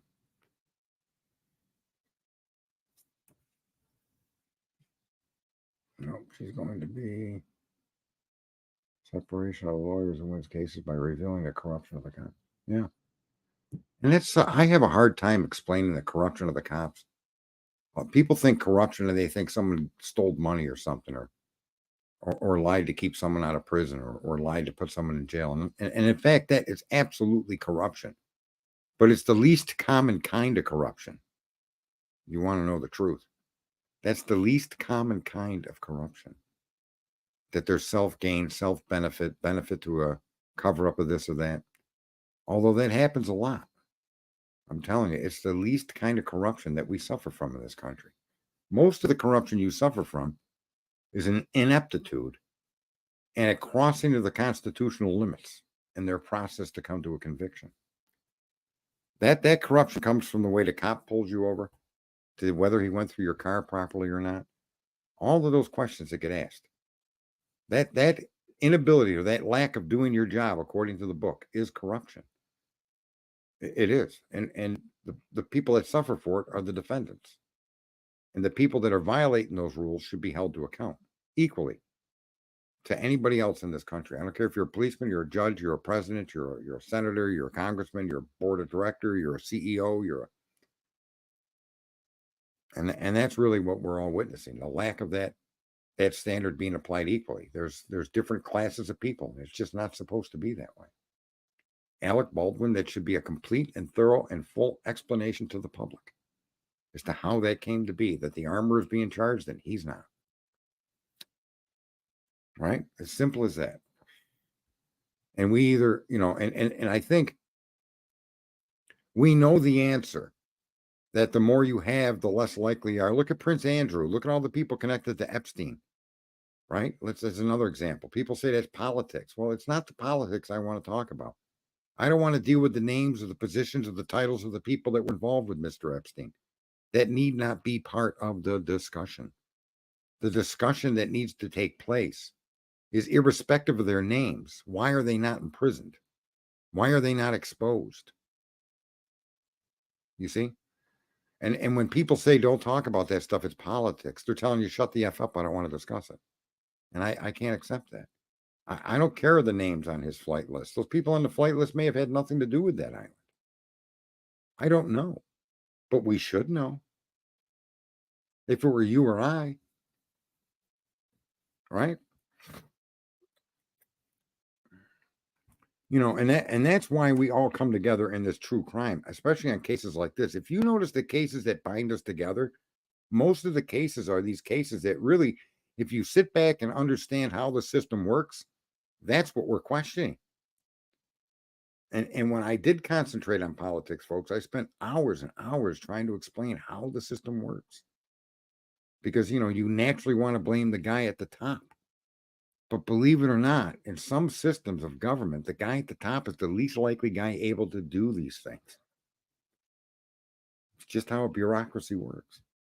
So, yeah, everyone hates my opinion about Epstein anyway. I don't want to talk about Epstein. It's like when I give these examples of Mr. Hollywood there. And Epstein's a great example of how the system treats people of different incomes or different connections to those that are in charge or tied to the bigger incomes differently than you or I. That's not acceptable. You or I should not be treated a certain way because we're black or we're white or we're Asian or we're Hispanic. That's just not acceptable. There's no room for that, right? We all agree with that. That's the funny thing that I find most Americans, if they sat down and kept certain details out and talked about the issue without naming names, without accusing anybody, I think you would find probably 80% of us agree on most things, right? Because we're not talking about whether Epstein is guilty or not, whether Epstein is alive or not. That's not the issue. The issue is people connected to him where he was accused, and provably so, because of Maxwell's incarceration, of taking advantage of underage girls. And that he had many close friends that were on the very island and his very locations where these activities were taking place. And were those people involved? We have the right to know, specifically because they're people of public importance.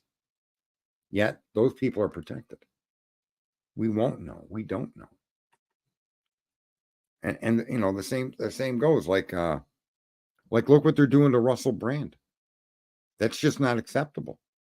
It's not acceptable to me that a woman from 10, 20, 15, whatever years ago comes up and makes these allegations and they put them in print. No, absolutely not. That just isn't acceptable to me. What is acceptable to me is you bring evidence to a prosecuting attorney and provide that evidence, and the prosecuting attorney then goes forward with a prosecution. That's acceptable to me.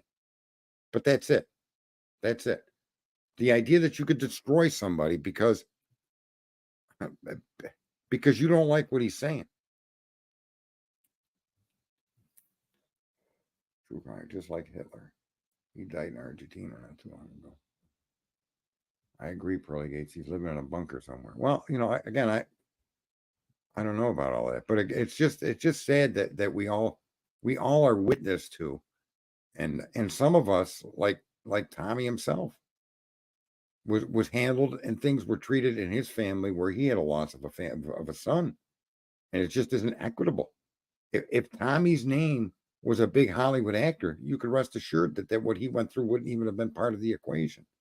Just not acceptable. I think that's what unites us in this Brian Koberger case. Maybe I'm wrong, but I think that's really most of the debates we have as a society. The context is given to us, and then we discuss the context, but the real truth of the issue isn't ever discussed, you know. And there's so many topics I could open doors on with that to show you that in the most wildly disagreement, like let's take, just think of anything that divides us, the most wild disagreement that we have, right? If you set that off to the side and ask yourself a few questions, are these people entitled to the same constitutional protections as you or I? The answer is yes. Are these people deserving of the same respect and decency that we ourselves would want? The answer is yes. Right? On all of those basic underlying questions, we would always come to the agreement in the center. So if you are at odds with people that have different ideas of sexuality, as an example, right, you'll also know that you really share the same core values. Their right to be who they are is a core value that you really share with them, so long as you keep the topic away and just ask the questions that matter. You'll find yourself on the same page as somebody else. Somebody that you completely disagree with, you'll find out like, wow, yeah. And this applies to many things, man, that they have us arguing about on a daily basis that we don't need to argue about, because really, when you get right down to the center of it, we don't know if Mr. Koberger is guilty or not. But we seriously question the procedures and the policies and the actions taken by the representatives that are there to protect us from these kind of crimes and these kind of perpetrators. We're questioning their actions to come to these conclusions. How are you tonight? Great live timing. Head timing. I still got 86 morons watching me. And because I'm the talker, I'm the king moron in charge. So yeah. I look, Tommy and I disagree on things, but like I said in the stream today, you know, on the basic idea of being people, I defer to him the respect that he's a decent guy. Whether he agrees with me on a particular topic, whether it be space flight or it be what's the smallest fish in the ocean, who cares? In general, you can rest assured most people are good people, no matter what their differences are or disagreements with you are.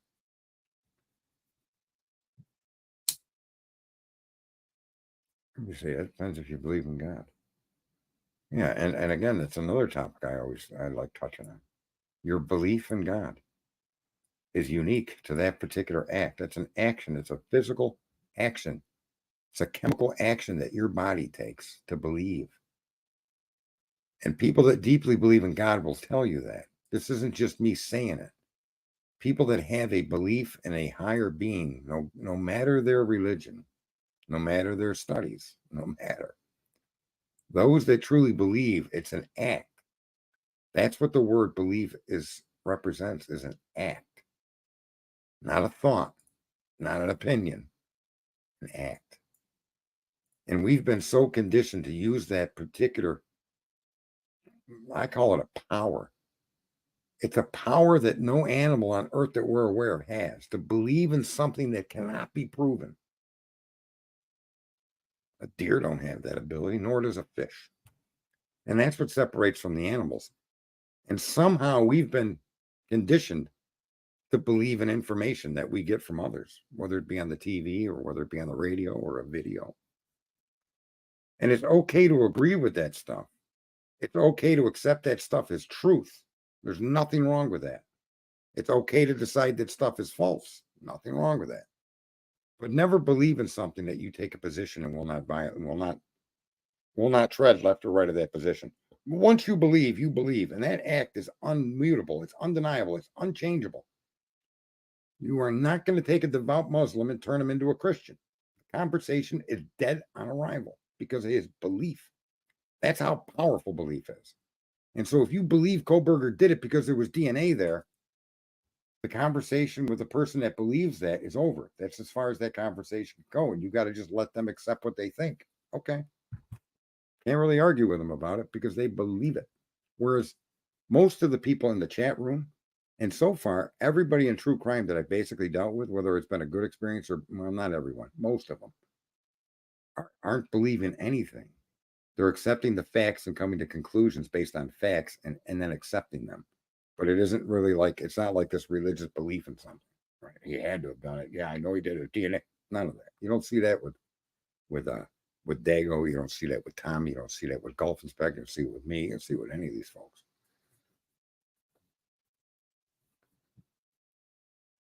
No. A belief is much, much more than a thought, right, Rach? If you go look up belief, and Wikipedia and all these places have been watered down, a belief is an act. It's an act of faith. A belief cannot be discouraged through lack of evidence. In other words, a belief can be held with no proof whatsoever. It's a physical, mental commitment to something that requires no evidence at all. Yet we do use the power of belief when we deal with man's information. And that's where I think, if there's a sin, if you do believe in religion, I think that's one of the biggest sins that we make. Our belief should be reserved to faith and other things of that nature, and nothing less. Nothing less. Anything less than that is insulting. And that means if you do not believe in a higher deity, you really don't believe that that's true, that's perfect too. You're supposed to have that belief. That's cool. What does devil learn finally to do? And that's perfect. See, and that term, and that context, I don't believe in religion. That's beautiful. You're allowed to do that. But the idea that you believe and you will not allow anybody to show you that there's evidence the police screwed up here on the Brian Koberger case. If you truly believe that this guy did it, then there's nothing anybody can show you that you're going to be open to discuss honestly. You're not going to accept it. You dismiss it at face value. That's the power of belief. You're so set in that understanding and that commitment that nothing can change it. That's how belief works. And that really, you just shouldn't be doing that with information, whether it be a criminal case or a traffic court or a TV show or something. It's just, I don't believe in Elon Musk's ability to keep doing what he's doing. I accept what he does. I see what he does, and I think he's going to continue to do more. Well, but that could all change, right? I think Dago believes I'm not going to come back home every time I leave. I do. Dago. Did you guys ever hear about the Dago tire?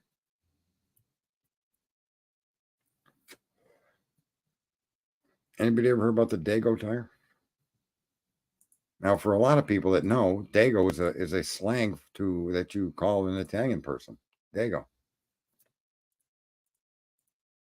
Yep, and these Dago tires, they go through snow, they go through rain, and when they go flat, they go whop, whop, whop.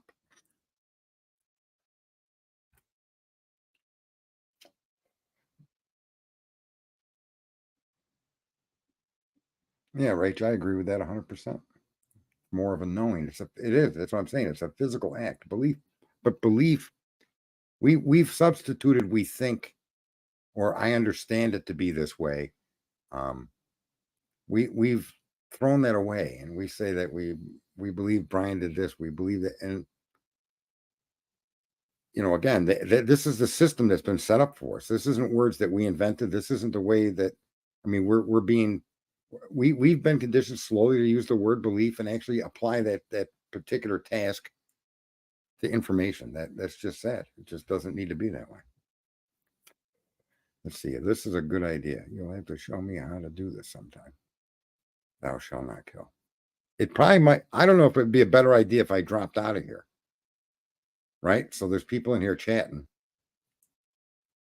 I think it's a great idea because I can empty my head and go, pretty soon I'm going to go to bed and I'm going to fall asleep very quickly. I've noticed a lot of people have become double-minded when it comes to Brian Kohlberger. Yeah. You like that Dago tire?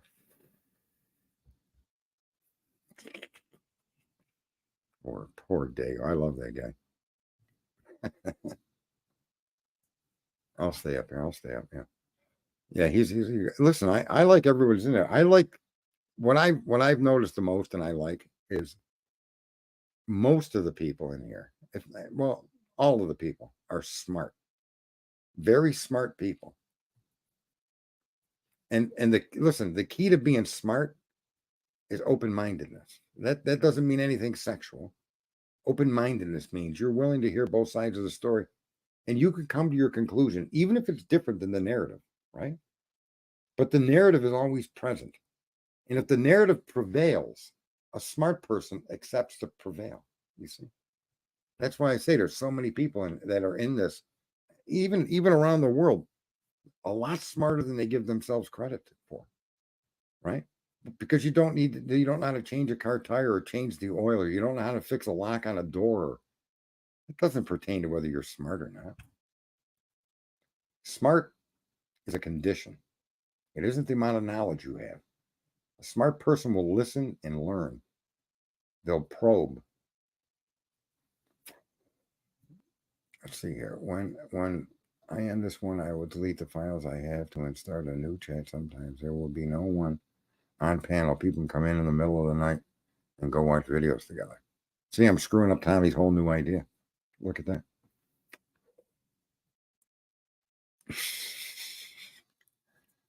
Yeah.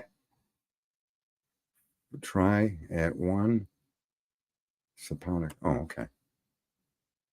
How do you measure intelligence? By the ability to learn from your mistakes. I think that's a stunning statement, and I agree with that 100%. Right? But the way to measure higher intelligence. You guys want to hear this? This is a great one. The way to measure higher intelligence is your ability to learn from others' mistakes. So I agree 100% with Rory that how do you measure intelligence? By the ability to learn from your mistakes, 100%. The next level from that is to learn from others' mistakes.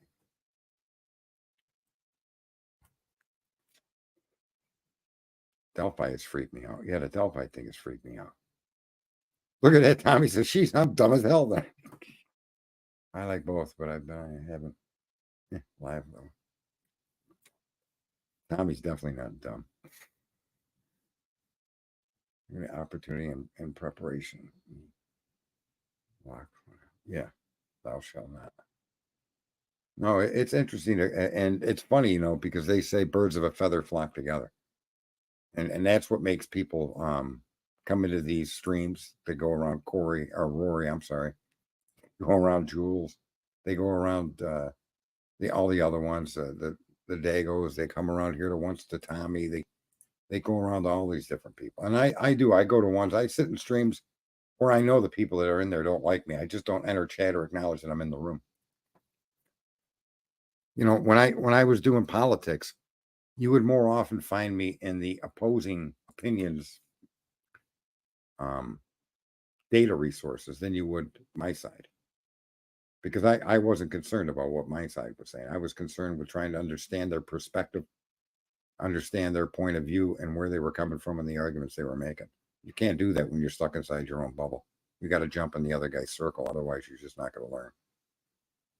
You guys rock. Great show. Delphi hit. Yeah, Delphi has freaked me out. I've read so little about that. But isn't this turning into some kind of like false arrest, false accusation, and this is some crazy, like, I don't know, cult thing or something? Yeah, I was on there with Lana. That was the first time I was up on there. I swear I'll have nightmares from that shit. Yeah, I hit Lana's stream, but I've gone in there a few times, and I respected what she does. I was like she is when I did politics. There would be no position I would make without providing you a document. And that's and so I can relate to what she's doing. It is a very time-consuming thing to do. There's no doubt about it. Yeah, she's definitely good. But so again, is Rory putting in the time to go walk around and show different things. Rory digging into stuff. Rory hearing and seeing things. Tommy doing it. A lot of the people that are doing this are just. It's interesting to watch the travels and the roads that get taken. Same clothes. Bullet was from his gun. His car was in the area. He was in the area exact same time the girls were there. He had the same clothes. Bullet was from his gun and his car was in the area. Oh, there you go. I read some crazy stuff. I didn't pay much attention to it because I may have said this before, but I have something they call Asperger's. It's a form of autism. Mine's pretty mild. But when I get focused on something, it's like a pit bull. Once that jaw locks, it's hard to shake me loose. You too. Now someone is saying, Gemini is saying there's nothing on him. Ooh, shots fired. Tommy, the pick is bare footprints and boot prints. Admitted being in the area, caught on the video on the girls' phones as well. Uh-oh. Thou shall not kill response. This is a great tennis match. I was not aware of Delphi. Okay.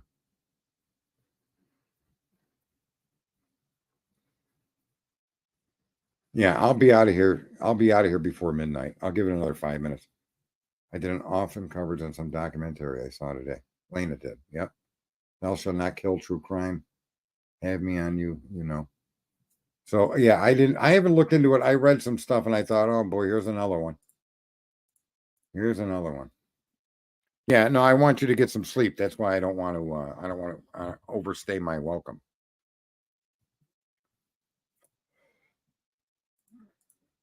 You know, no proof it was him. That's what Gemini is saying. Laugh my off. Me sleep? I would hope so, old timer. Come on. We ought to bring back Gunsmoke and put you in that show. You'd be perfect for Gunsmoke. Remember that show, Tommy? You know, how's have a good night, all. I knew you would, man. Have a good night, all. Catch you next one there. Angel, good night. Good night. He loves that show. Of course you do, Tommy. My stepfather used to watch that show when I was a kid. That's where I got the name Sergeant Friday. That was from a TV show called Dragnet. That one cop there, Sergeant Friday is his name. Just the facts, ma'am. Just the facts. Yep. Remember that? 1 Adam 12? A whole bunch of shit back in the day. But can I just say something, though?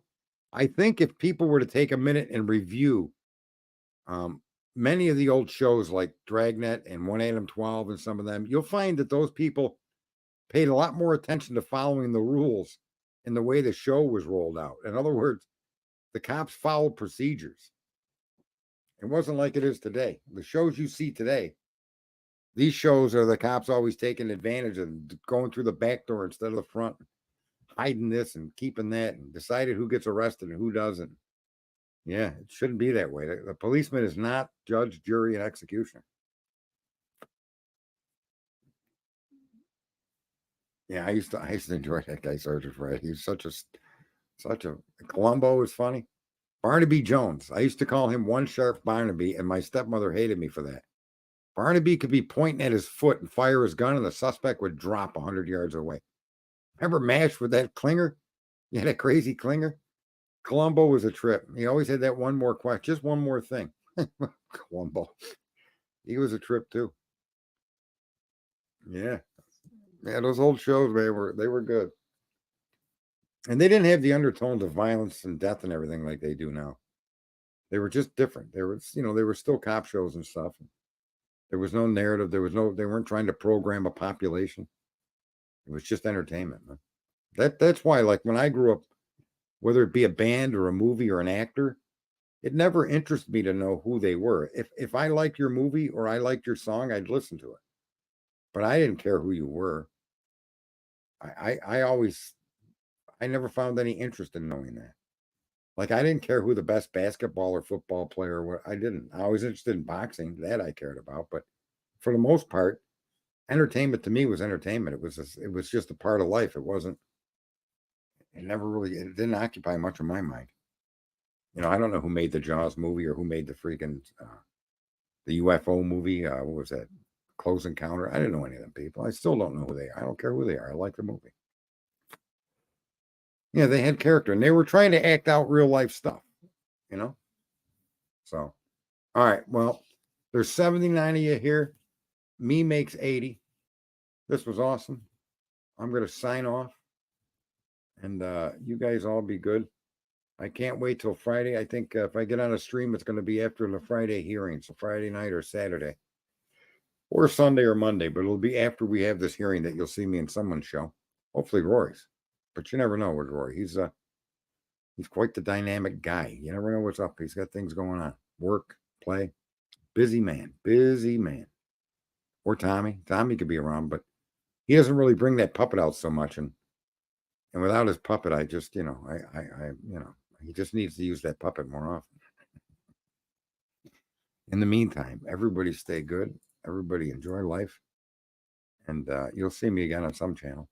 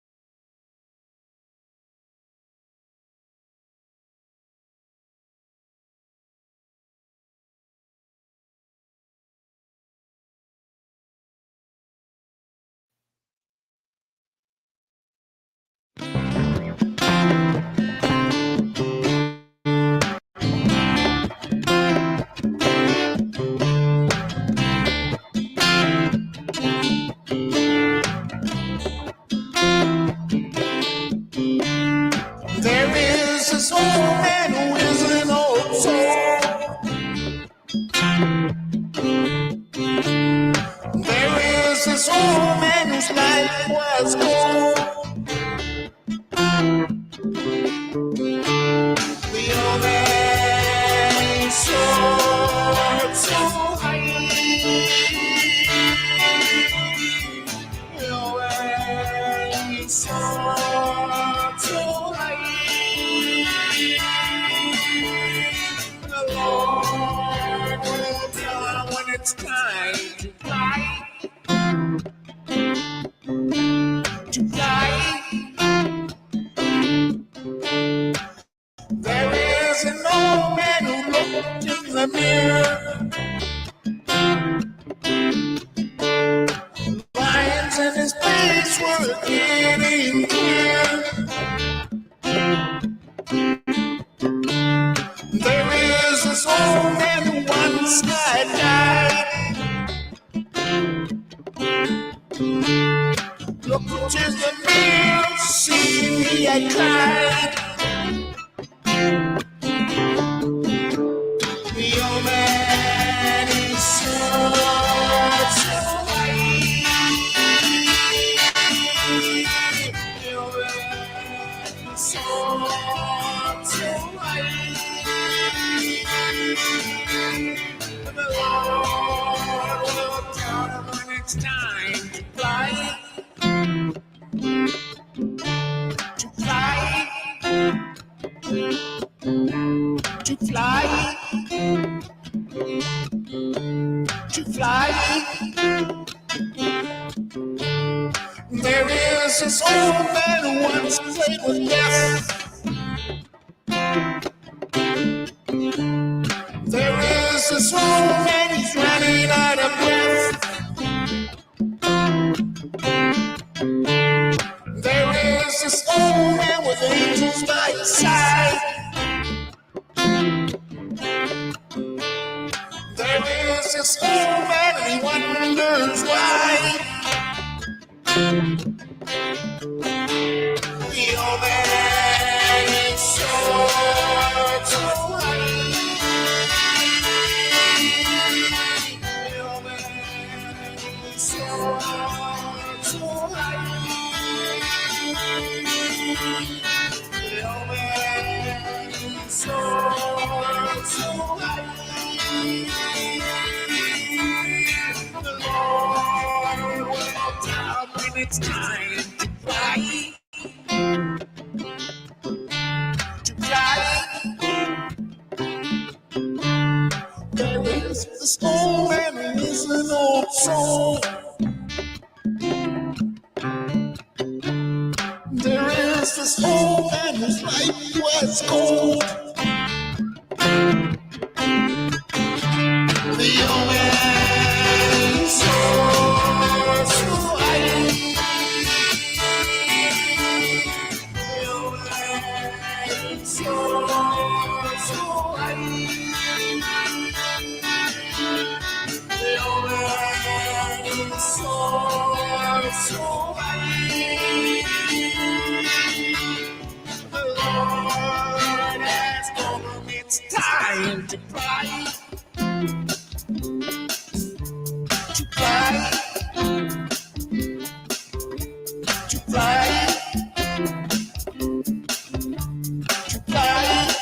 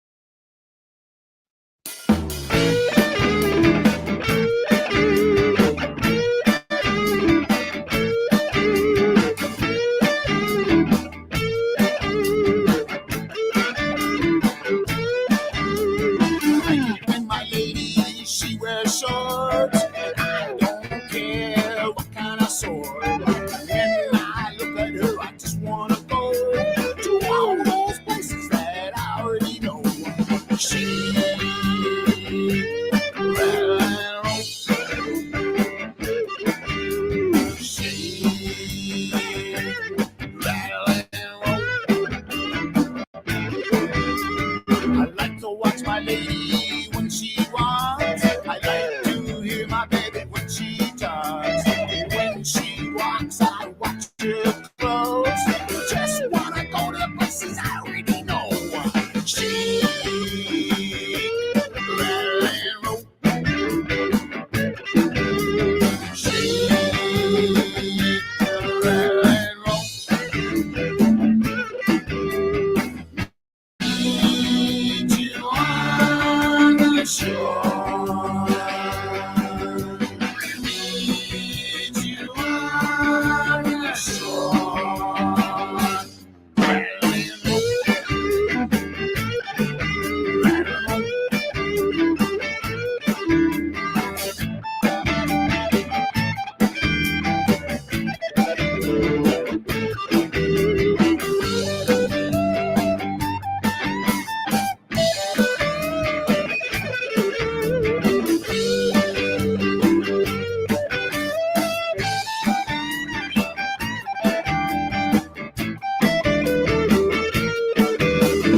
Watching her window, she says she doesn't have, makes me feel like such a sap. To me, she is the only show.